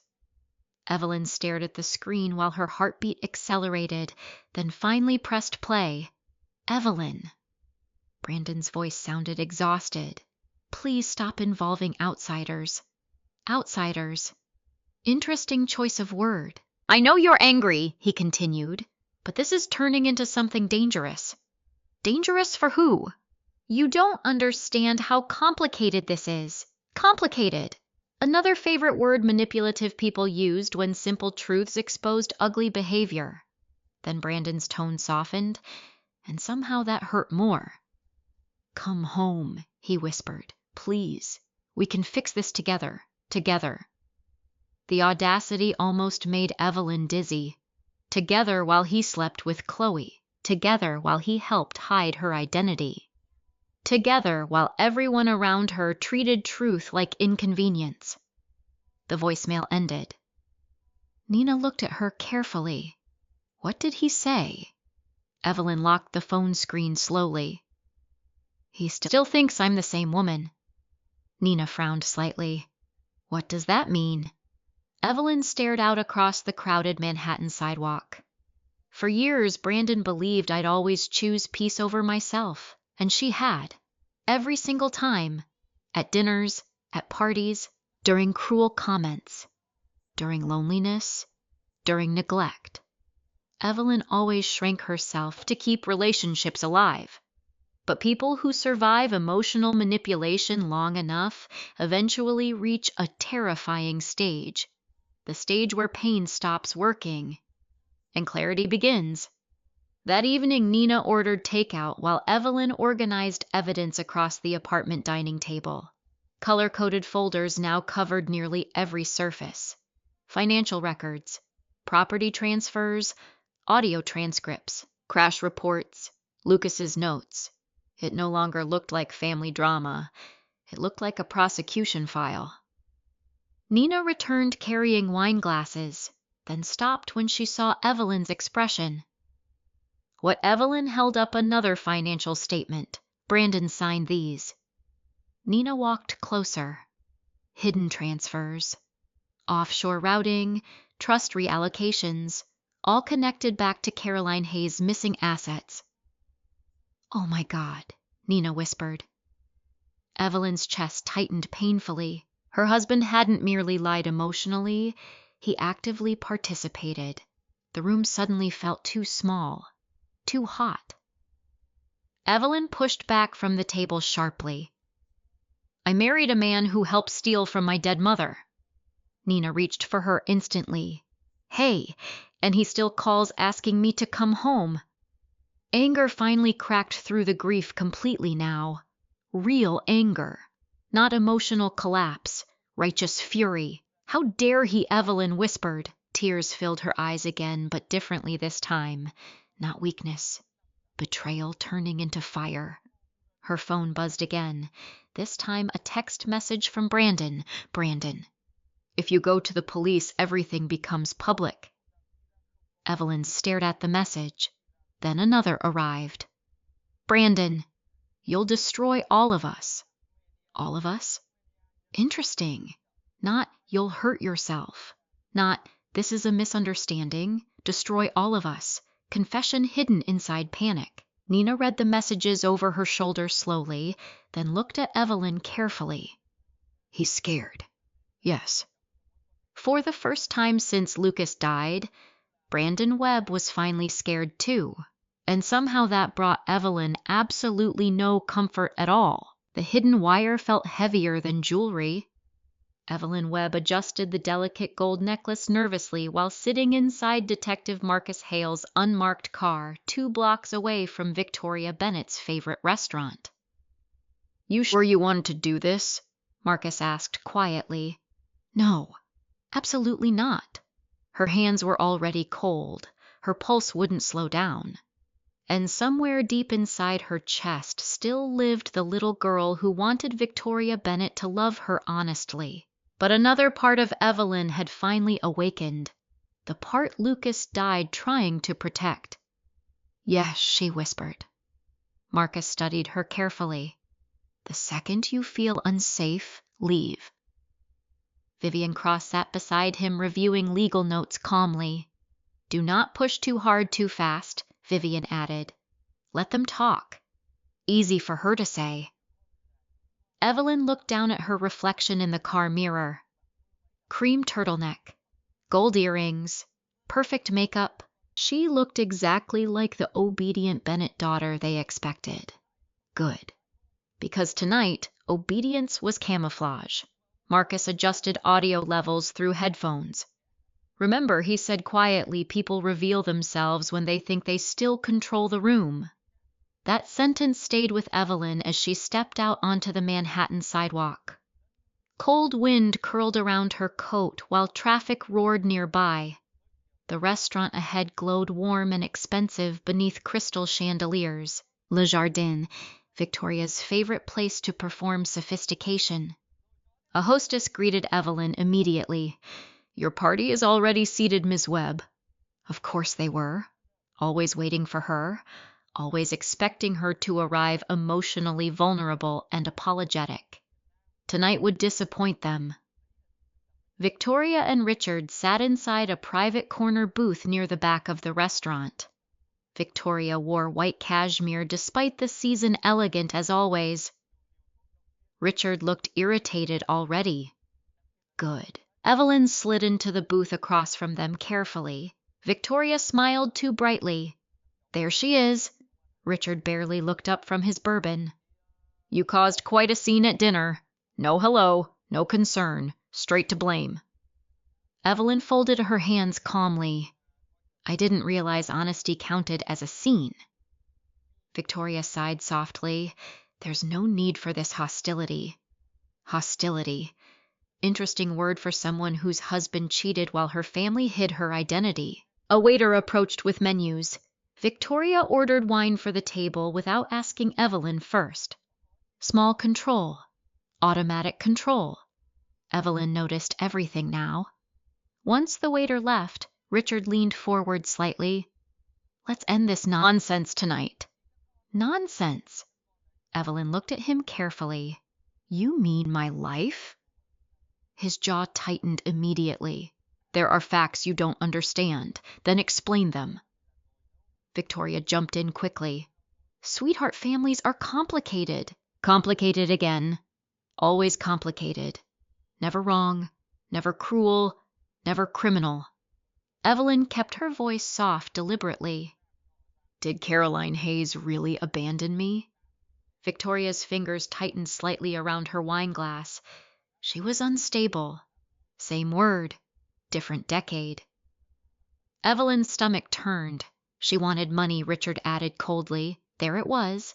The easiest way to destroy women publicly. Call them emotional, call them greedy, call them crazy. Evelyn leaned back carefully. So, why did Richard transfer her assets after she died? Silence. Sharp silence. Richard's eyes narrowed immediately. Where did you hear that not denial? Again. Never denial. Victoria forced a calm smile. You're confused about legal structures. Evelyn almost admired how professionally they lied. Almost. She was my mother. The words came out shakier than she intended. For 1 second, something flickered across Victoria's face. Not guilt. Annoyance. As if Evelyn's emotions were disrupting logistics. We raised you, Victoria said softly. There it is. Evelyn whispered. Victoria blinked. What you always say that instead of answering questions. Richard exhaled sharply. Because we don't owe explanations for every paranoid accusation. Paranoid? Evelyn's pulse spiked. Marcus's voice echoed in memory. People reveal themselves when they think they control the room. So Evelyn stayed calm. What happened the night Caroline died? Richard took a slow sip of bourbon. An accident. But witnesses reported an argument first. That got him. Tiny reaction. Tiny pause. Enough. Victoria spoke too quickly afterward. People exaggerate after tragedies. Evelyn watched her carefully. You knew her personally. Not a question. Victoria's eyes hardened almost invisibly. We had business overlap. Business overlap. Such sterile language for the woman whose child she kept afterward. The waiter returned briefly with wine. Nobody touched it. The moment he left, Richard lowered his voice dangerously. You need to stop digging. There it was. Fear. Finally visible. Evelyn looked directly at him. Why? Because nothing good comes from reopening the past. No. Nothing good came for them. That was different. Evelyn let silence stretch deliberately, then quietly asked, Did Lucas take money from you? Victoria froze. Completely froze. And suddenly Evelyn knew. Oh my God, Lucas hadn't stayed silent willingly. They bought his silence. Richard's expression darkened instantly. He was troubled. You paid him. Nobody paid anyone. But Victoria looked terrified now. Real fear. Evelyn pressed gently. He felt guilty before he died. Victoria's voice cracked suddenly. He should have left things alone. The sentence slipped out too fast, too emotional. Richard turned sharply toward her. Victoria. Too late. Evelyn's heart pounded violently now, because hidden beneath the polished lies, they were cracking. You knew, Evelyn whispered. Victoria looked down at the untouched wine. For the first time in Evelyn's life, her adoptive mother looked old, tired, haunted. We did what we had to do, Victoria whispered quietly. Richard snapped immediately. Enough. But Evelyn already heard it. Confession hidden inside justification. We did what we had to do. The wire beneath her sweater suddenly felt like fire against her skin. Richard noticed Evelyn trembling slightly, and his expression changed instantly. Suspicion. Why are you he asked slowly. Breathe. Just breathe. Evelyn forced herself calm. I'm upset. Richard stared harder. Then his eyes dropped briefly toward the necklace resting against her collarbone. Too long. Way too long. Evelyn's blood ran ice cold. He knows. Richard leaned back slowly in the booth, then quietly asked, Are you recording this conversation? The world stopped. Every sound inside the restaurant vanished beneath the roar of Evelyn's heartbeat. Victoria looked horrified instantly. Richard, answer me. Evelyn's mind raced violently. Marcus told her to leave if things escalated. Leave now. But if she panicked, Richard would know. So instead, Evelyn did something she'd learned from years around manipulative people. She smiled softly. Offended. Do you really think I'd wear a wire to lunch? Richard stared at her. Long, suspicious, dangerous. Then suddenly her phone rang. The sound shattered the tension instantly. Brandon's name lit up across the screen. And somehow, that terrified Evelyn more than Richard's suspicion did, because Brandon only called during family confrontations when something had already gone wrong. Brandon Webb never called twice unless he was losing control. By the time Evelyn left Le Jardin, her phone showed 6 missed calls from him and 3 from Chloe. Richard Bennett's suspicions still clung to her skin like smoke. Are you recording this conversation? The question replayed in her mind the entire ride downtown. Marcus Hale removed his headphones the moment Evelyn slid into the unmarked car. You did well, he said immediately. Vivian nodded once from the passenger seat. Very well.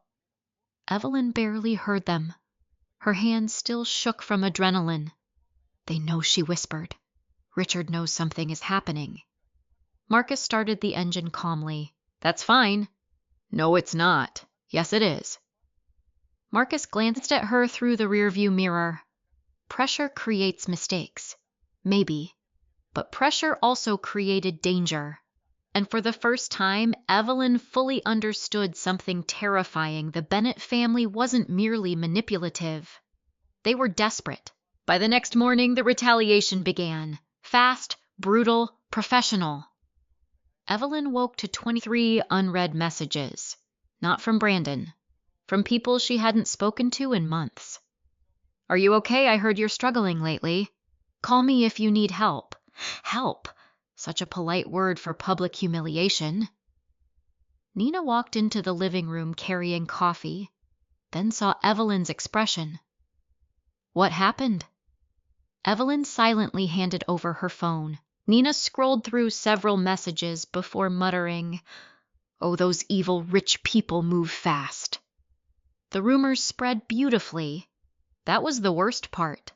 Not messy enough to look malicious, just subtle enough to destroy credibility quietly. By noon, Evelyn learned someone anonymously told several social circles she was emotionally unstable, drinking heavily, spiraling after Lucas's death, suffering a breakdown due to marital stress.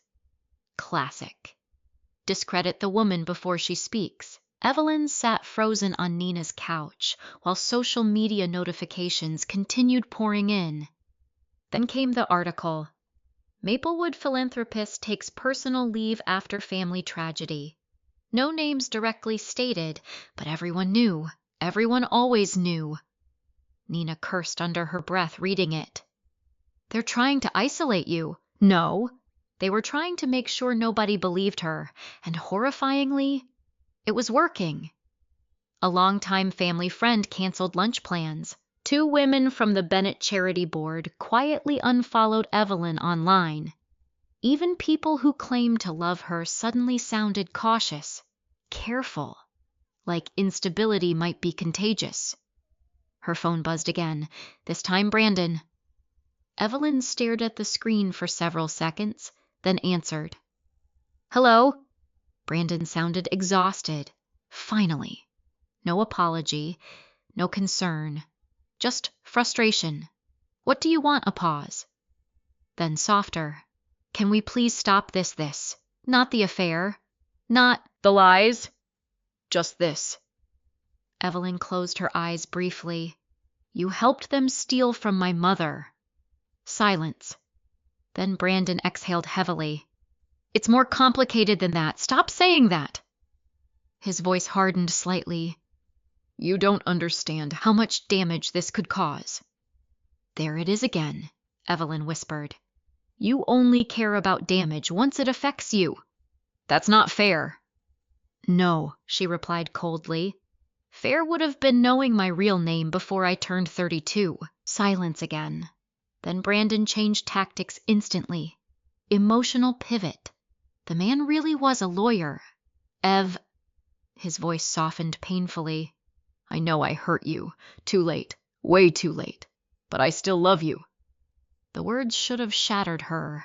Instead, they just made her tired.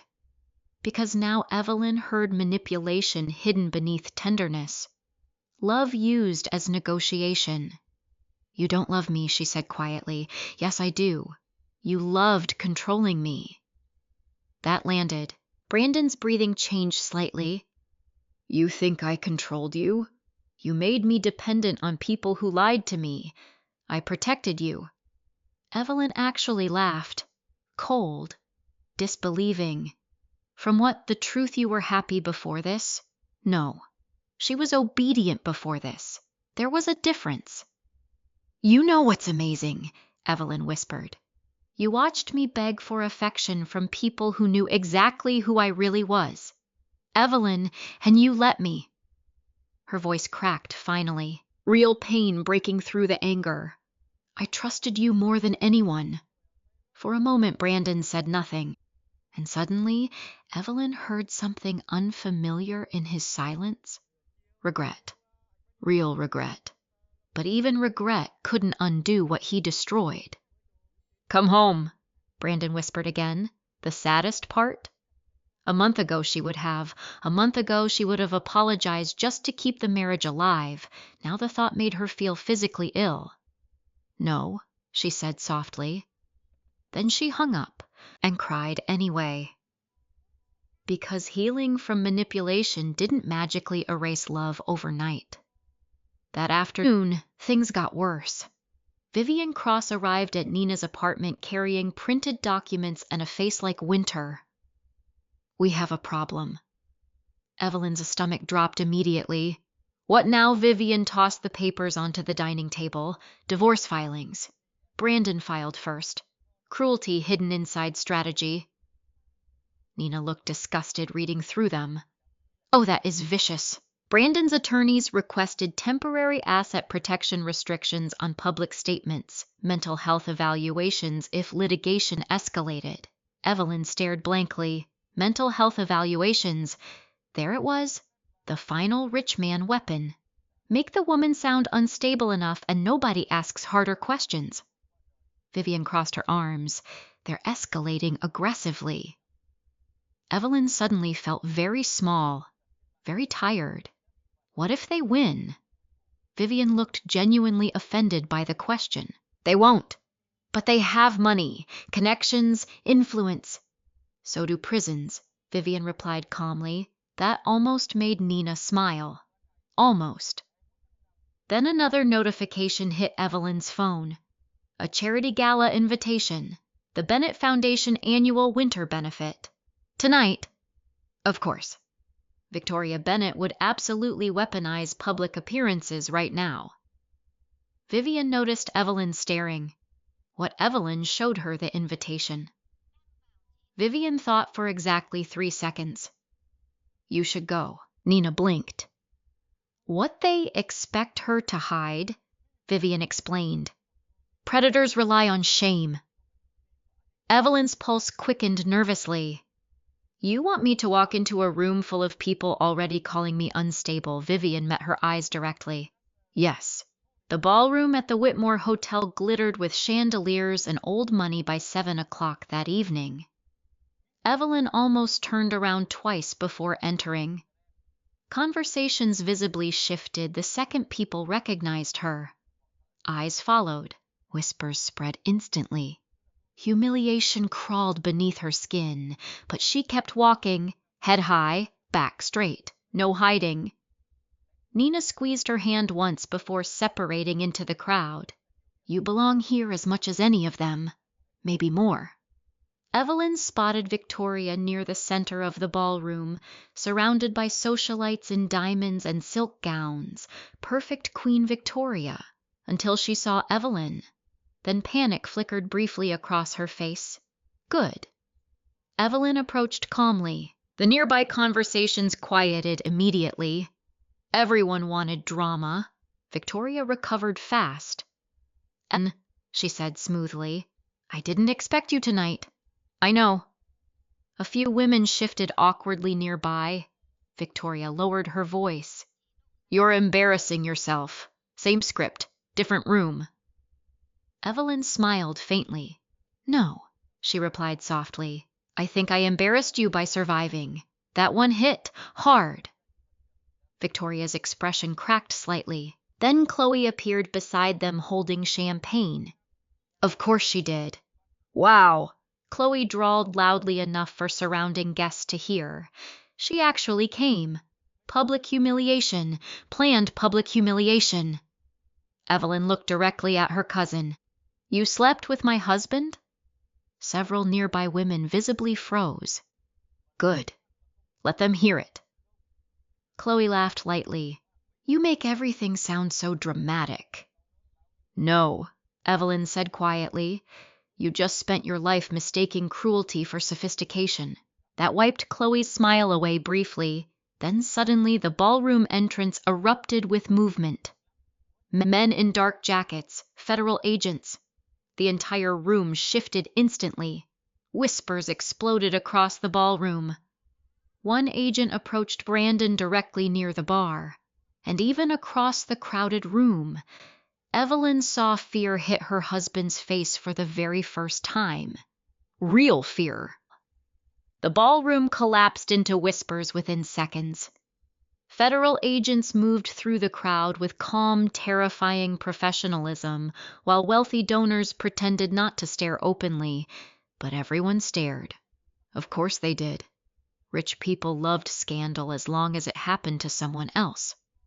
Evelyn Webb stood frozen beside Victoria Bennett, while Brandon argued quietly with 2 agents near the bar. His face had gone pale. Actually pale. Not performatively stressed, terrified, and somehow Evelyn felt nothing watching it. No satisfaction, no revenge fantasy, just exhaustion. One of the agents handed Brandon a folder. Brandon flipped through several pages rapidly, then looked directly across the ballroom toward Richard Bennett. That single look said everything. This wasn't random. This was connected. Richard approached immediately, his expression dangerously controlled. What is this? He demanded sharply. The lead agent remained calm. Federal financial inquiry, sir.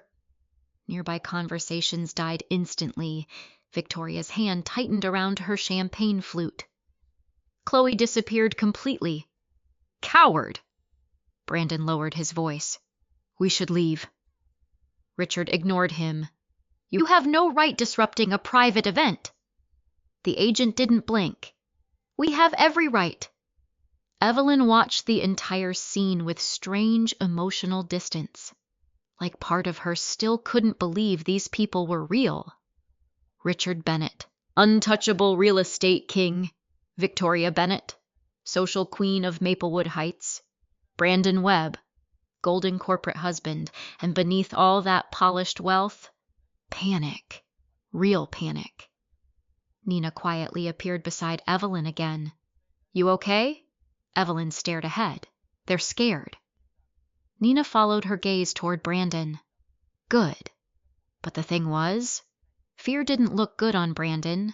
It made him human, vulnerable, and somehow that hurt Evelyn more than she expected, because for years Brandon always looked controlled, confident, superior.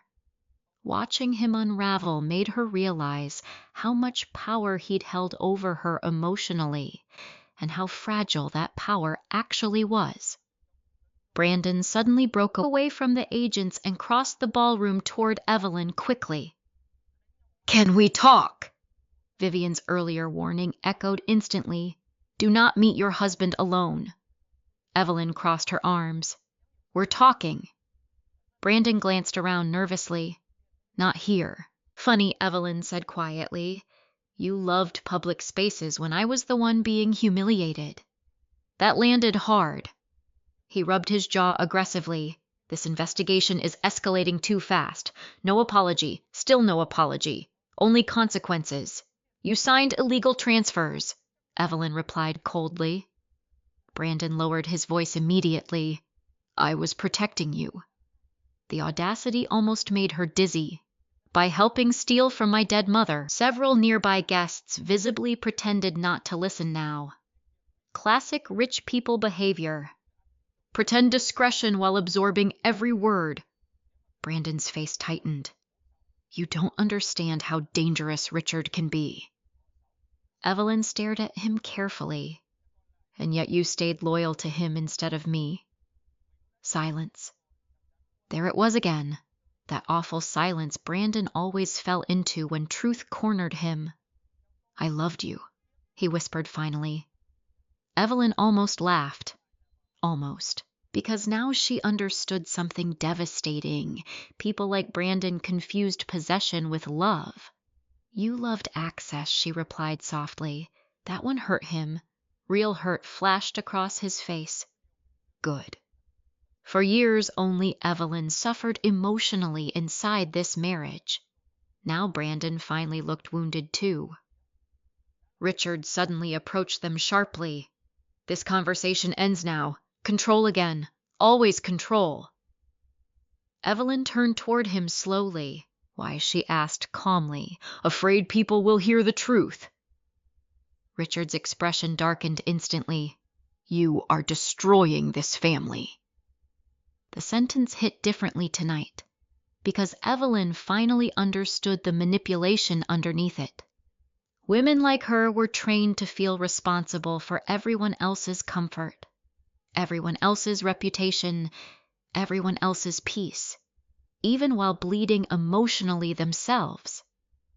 No, Evelyn whispered.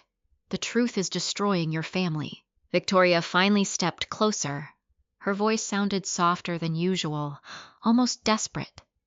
We raised you, Evelyn. Again. Always the same line. Like parenthood was a debt Evelyn owed forever. Evelyn looked directly at the woman who spent decades controlling her. You raised me inside a lie. Victoria's eyes filled suddenly, not fully, just enough to look fragile publicly. Evelyn noticed immediately. Performance tears. Even now, you have no idea what sacrifices we made for you, Victoria whispered. And suddenly Evelyn snapped. No, she said sharply. You don't get to rewrite this as love. The nearby guests went dead silent. Even the music suddenly felt quieter. Evelyn's chest rose and fell unevenly now, years of emotional suppression finally breaking loose. You let me mourn a woman you erased, she whispered shakily. You watched me spend my whole life begging for affection from people who already knew I wasn't really theirs. Victoria looked genuinely shaken now. Good. You were ours, she whispered. No, that was the problem. Possession again. Ownership disguised as family. Richard stepped closer threateningly. You need to stop talking. Evelyn looked at him calmly. For once in my life, I think I finally started. The federal agents approached again before Richard could answer. Mr. Bennett, the lead agent, said we need to discuss several financial transfers tied to Webb Holdings. Brandon closed his eyes briefly. Caught. Actually caught. Evelyn's stomach twisted strangely. Not because she pitied him, because part of her still remembered loving him. That was the ugly truth nobody talked about after betrayal. You could hate someone and still mourn the version of them you thought existed. Brandon looked back at Evelyn desperately.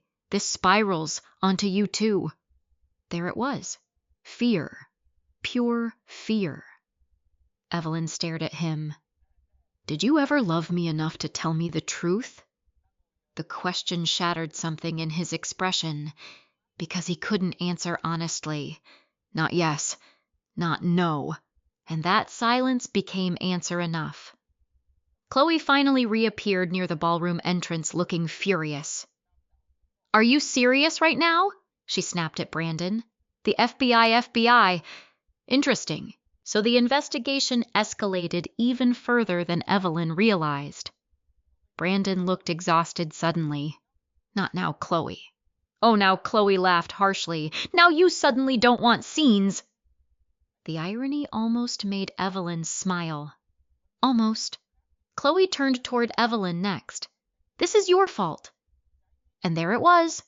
Women like Chloe always blamed the woman exposing betrayal instead of the man committing it. Evelyn looked at her calmly. No, she said softly. This started the moment you decided another woman's marriage meant nothing. That shut Chloe up briefly. A rare accomplishment. Vivian appeared beside Evelyn moments later. We need to leave. Evelyn nodded slowly. Enough damage for one night. But before she turned away, Brandon grabbed her wrist gently, same gesture as always. Soft enough to look caring. Controlling enough to stop movement. Evelyn looked down at his hand, then up at him. His eyes looked different tonight. Not arrogant, not composed. Lost. I can still fix this, he whispered. The saddest part? He probably believed that. Men like Brandon thought power could repair anything. Money, lawyers, charm, manipulation. But some things died permanently once truth arrived. Evelyn slowly removed his hand from her wrist. No, she whispered back. You can't. Then she walked away. Outside the hotel, cold winter air slapped against her skin while paparazzi cameras suddenly flashed near the entrance. Of course, the scandal had escaped private circles already. A reporter shouted toward her immediately. Mrs. Webb, is it true there's a federal investigation involving your husband Vivian? Moved fast. No comment. More cameras flashed. Questions exploded everywhere. Did Brandon Webb commit fraud? Are the Bennetts under investigation? Did your family steal inheritance assets? Evelyn froze briefly beneath the lights. This was the moment wealthy families feared most. Public exposure. No more private manipulation. No more quiet cover-ups. Now the world was watching. Nina squeezed her arm protectively while security pushed photographers back. Inside the hotel ballroom, Evelyn caught one final glimpse of Brandon through the glass entrance doors. Standing alone now. Completely alone. And for the first time since she met him, he looked small. 3 days later, Richard Bennett was arrested at sunrise. The news helicopters arrived before the police convoy even left Maplewood Heights. By 8 in the morning, every major financial news outlet carried the same headline, Real Estate Mogul Richard Bennett Taken into Federal Custody. Evelyn Webb stared at the television from Nina's apartment kitchen while coffee grew cold in her hands. The footage looked surreal. Richard Bennett, the man who spent decades intimidating entire rooms with a single glance being escorted into a black SUV by federal agents. No tailored power suit, No expensive confidence, just handcuffs. Nina walked into the kitchen slowly. Well, she muttered, karma finally found the neighborhood. Evelyn didn't answer immediately, because strangely, she didn't feel victorious.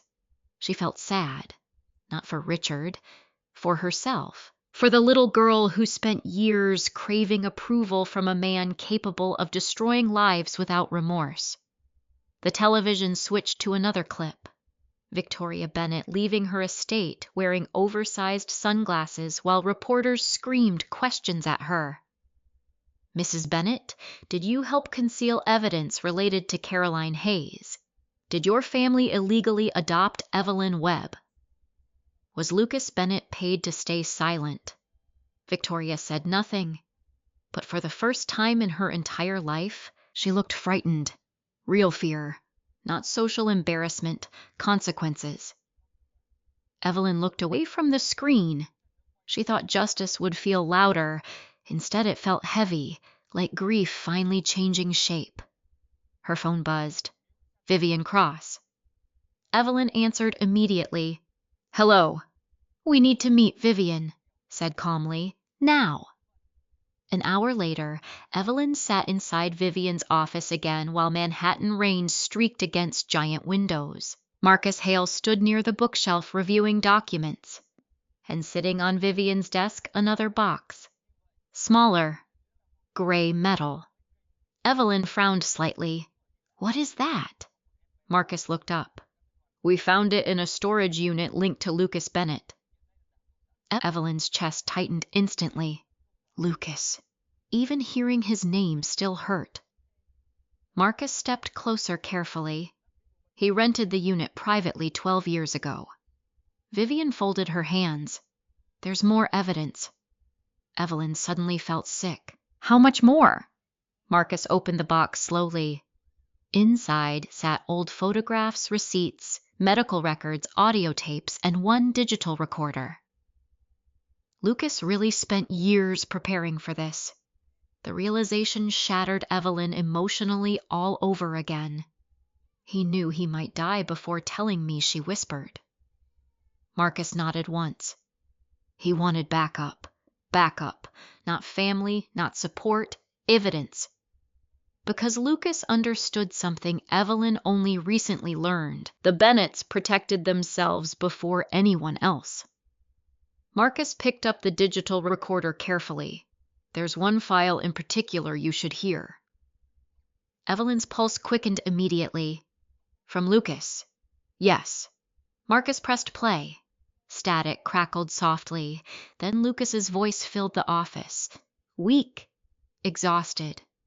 Terrified.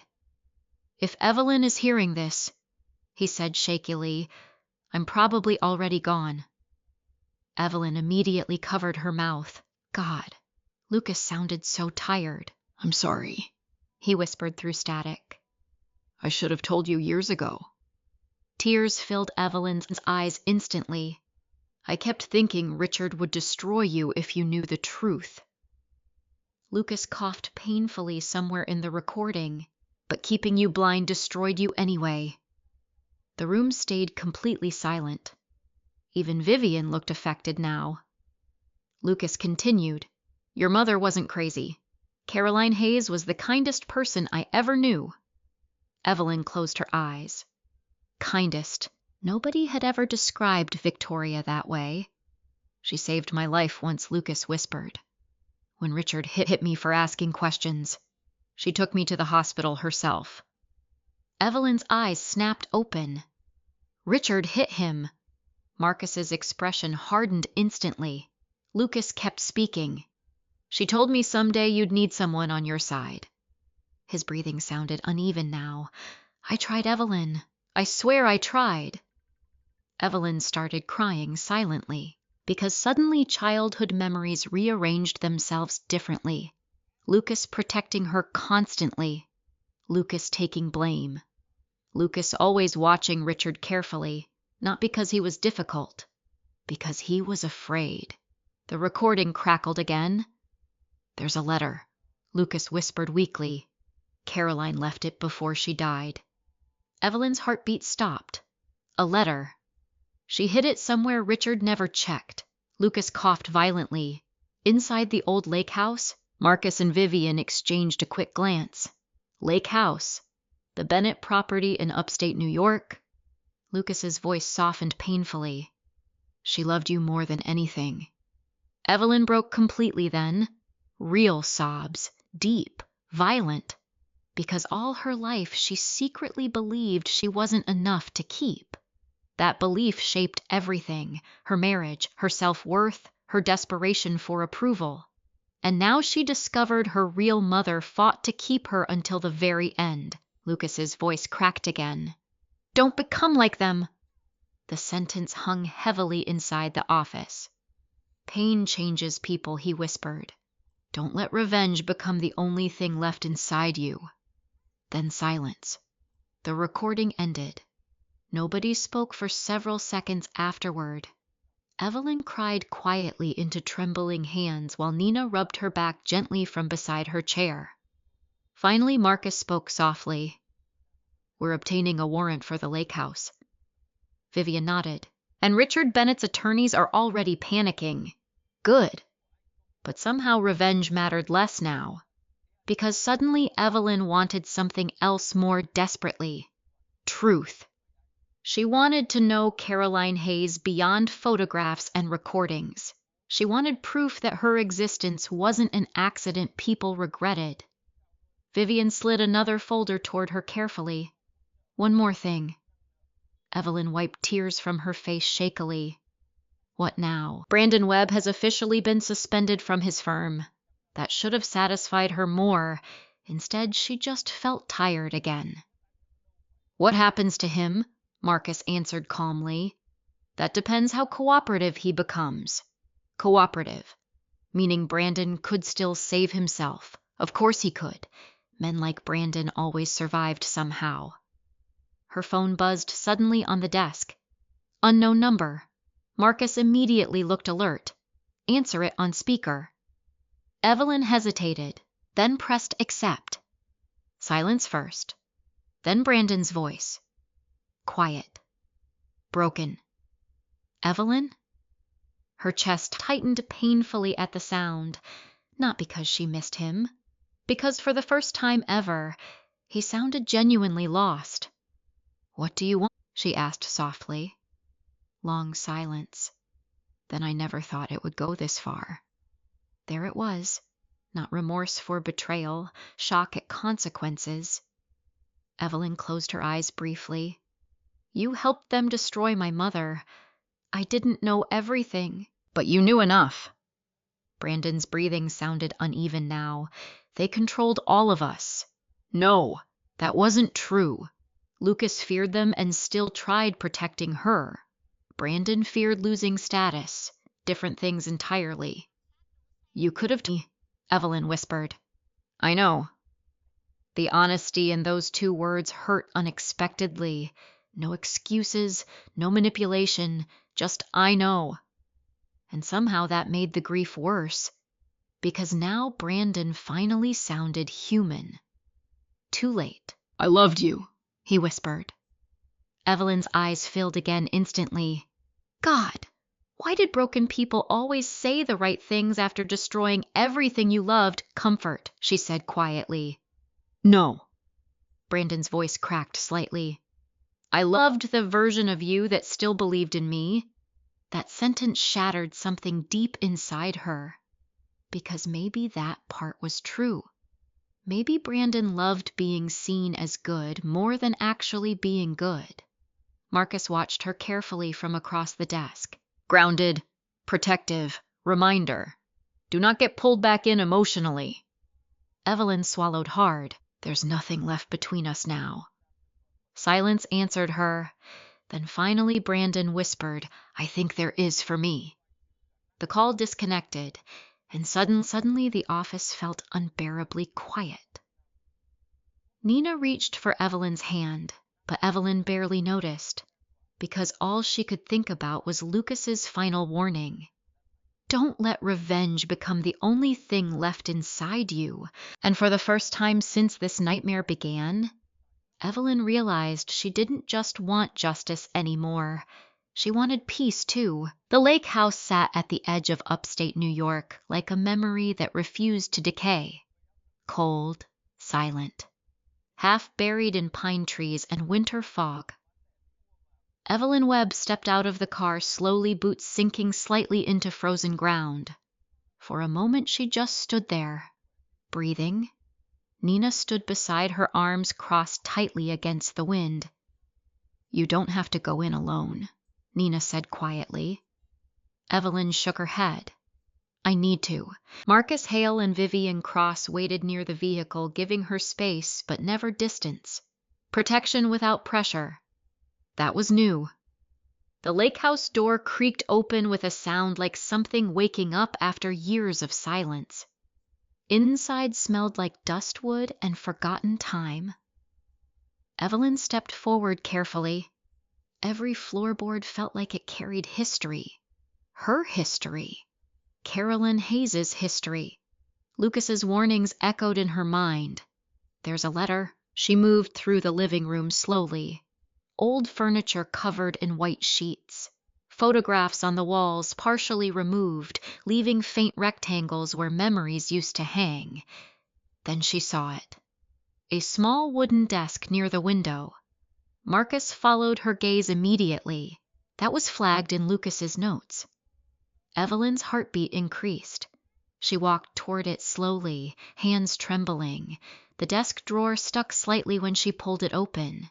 Then finally it gave way. Inside was a single envelope, yellowed, carefully sealed, and written across the front in delicate handwriting, "For Evelyn, if I cannot stay." Evelyn froze completely. Her breath stopped.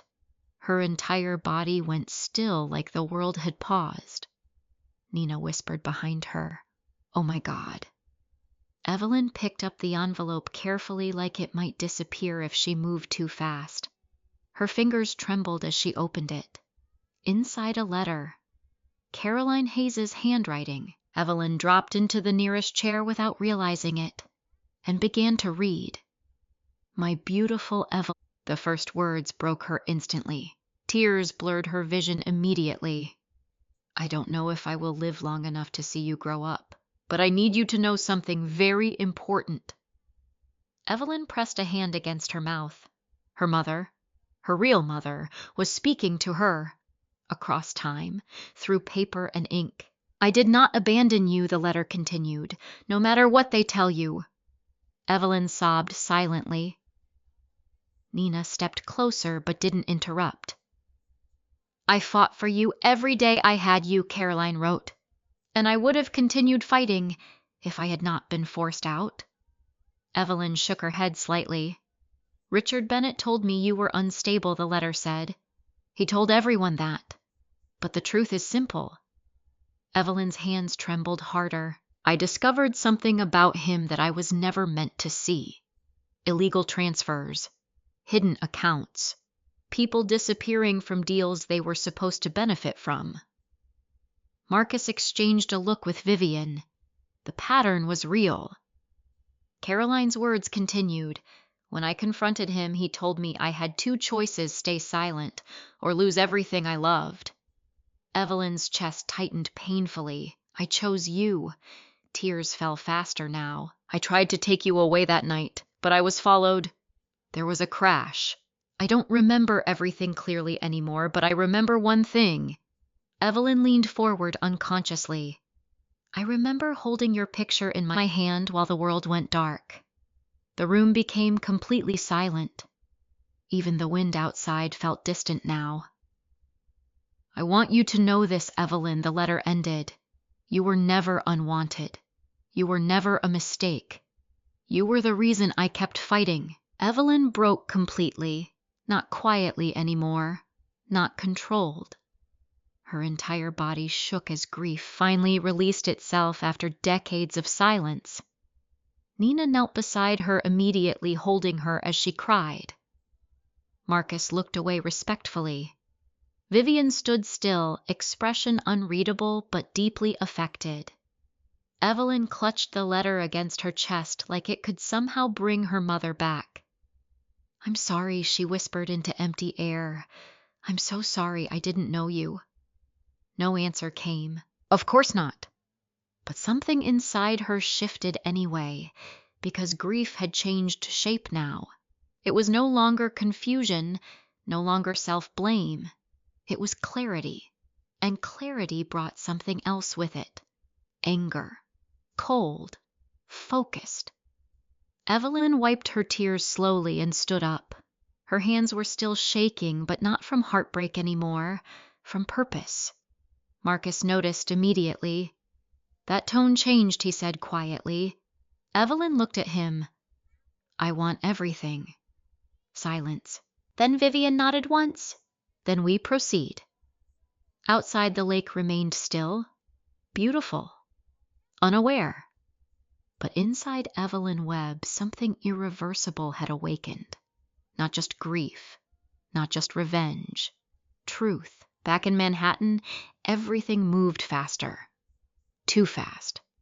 Brandon Webb sat alone in a half-empty apartment that no longer felt like home.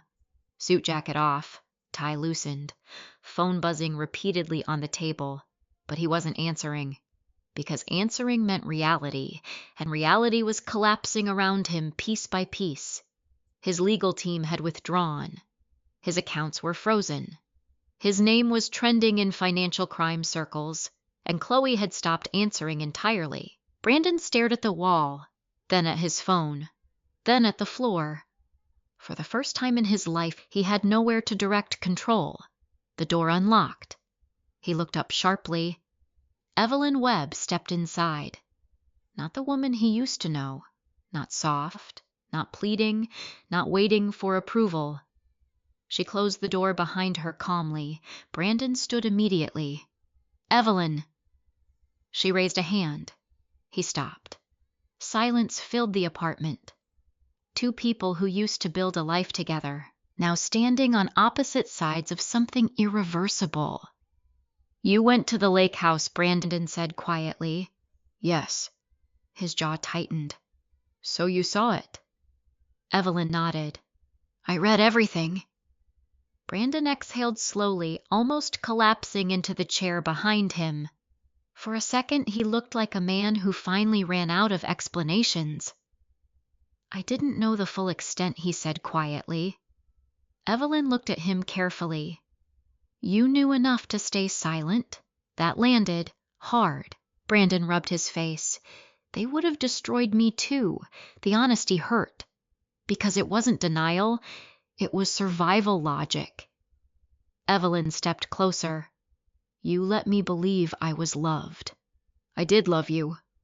The words came out immediately, but this time they didn't carry control.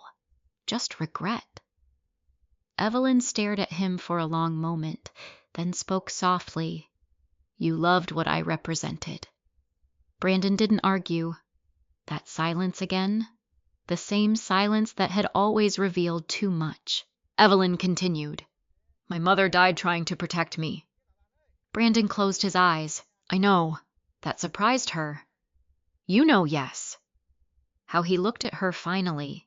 Because Richard told me after we signed the first transfer documents. Evelyn froze. You helped them.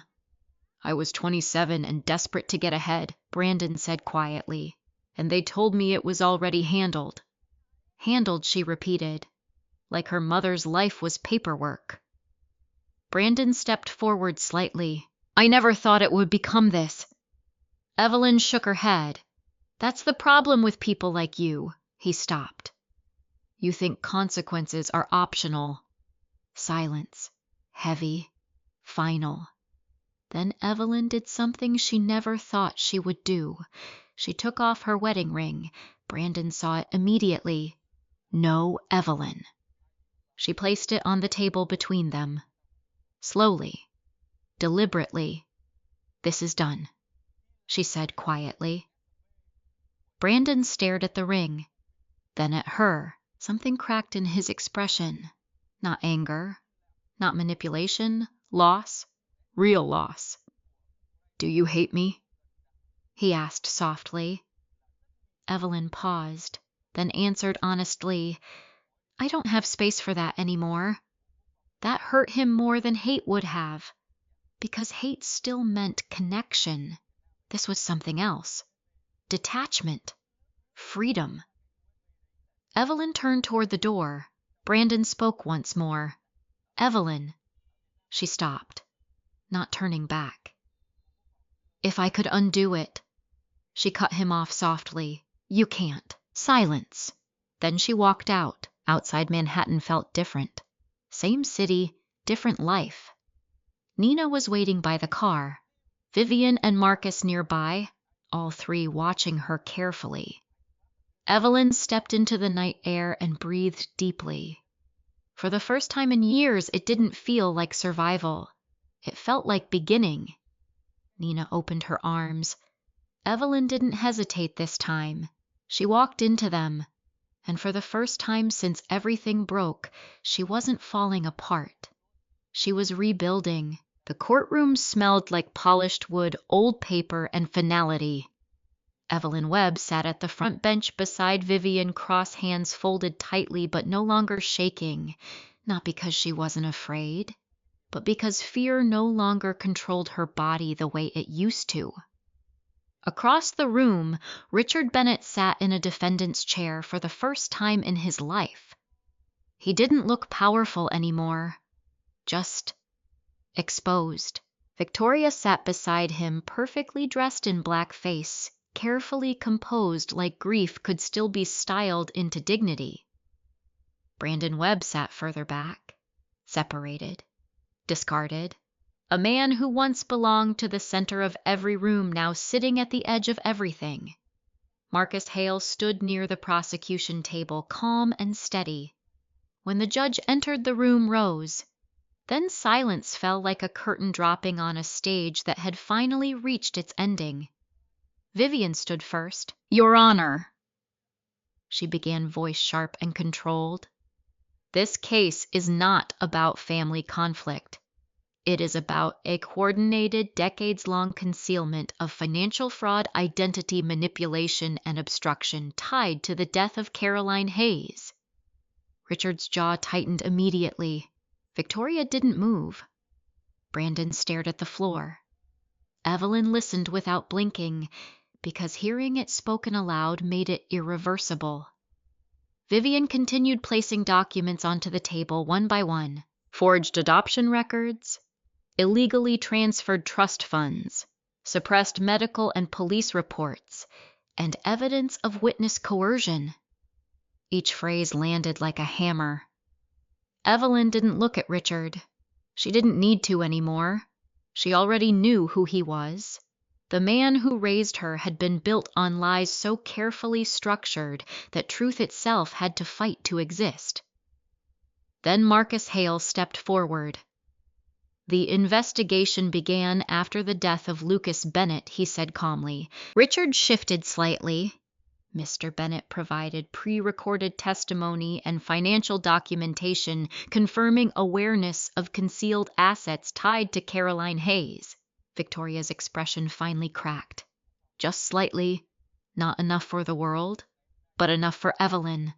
Enough to confirm everything Lucas had sacrificed himself for. Then Marcus turned toward Evelyn. Additionally, he said, we have corroborated testimony from Evelyn Webb regarding coercion, psychological manipulation, and suppression of identity. Evelyn inhaled slowly. Her name in a courtroom didn't feel like exposure anymore. It felt like acknowledgement, like she finally existed as herself instead of a version of someone else's story.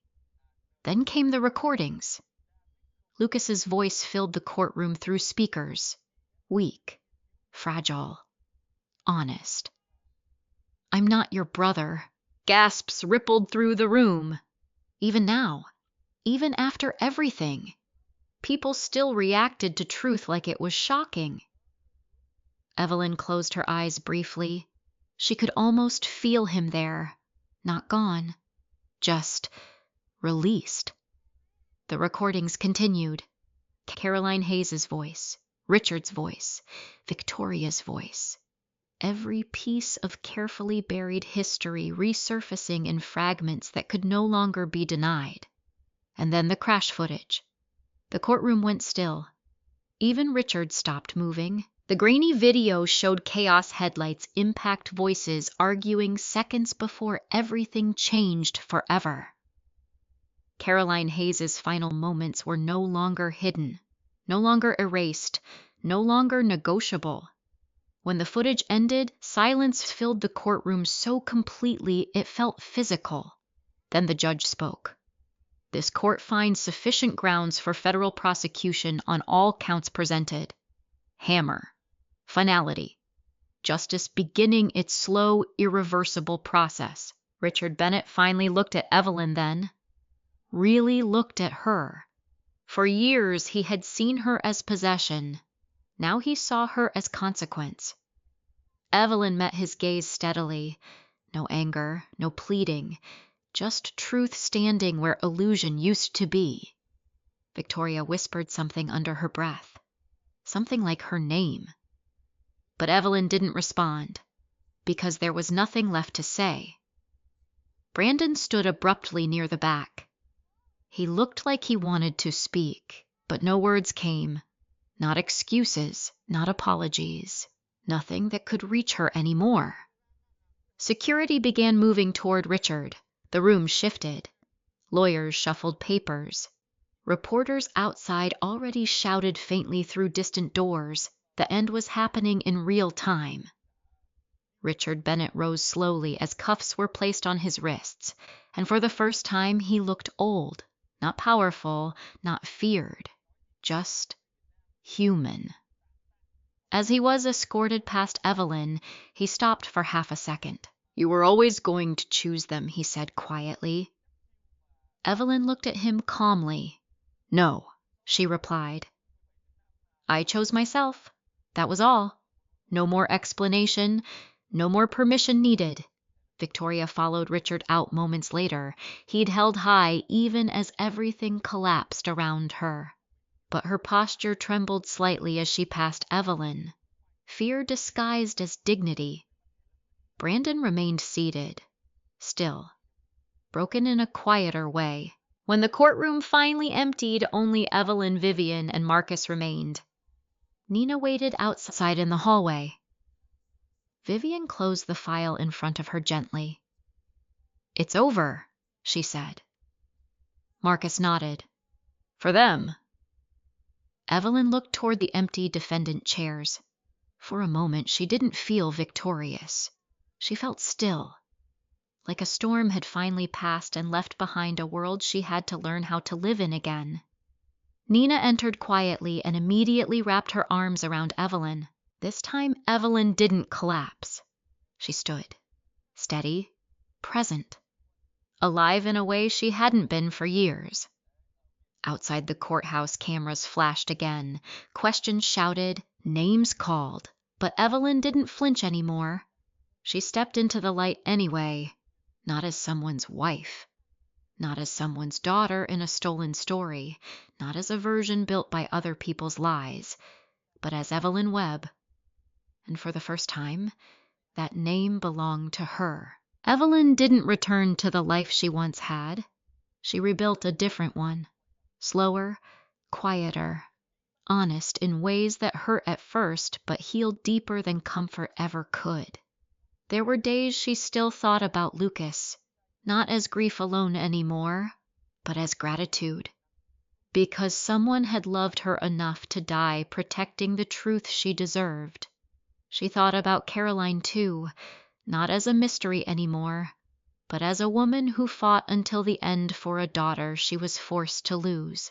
That truth didn't erase pain, but it gave it meaning. Brandon's name faded from her life slowly, not dramatically, just naturally, like a door closing that no longer needed to be reopened. Victoria and Richard became stories people whispered about in financial circles. Power doesn't disappear instantly, but it weakens when truth finally holds it accountable. And Evelyn learned something no courtroom could have taught her. Love without truth is not love. It is control wearing a softer face. One morning, months later, Evelyn stood by a window in a new apartment overlooking a different part of the city. Nina was making coffee behind her.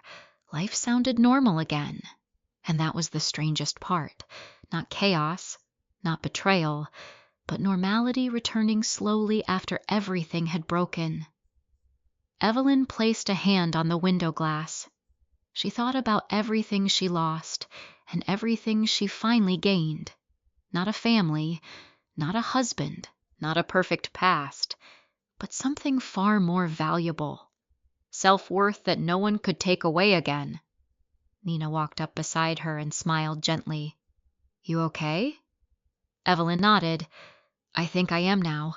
And for the first time, it was completely true.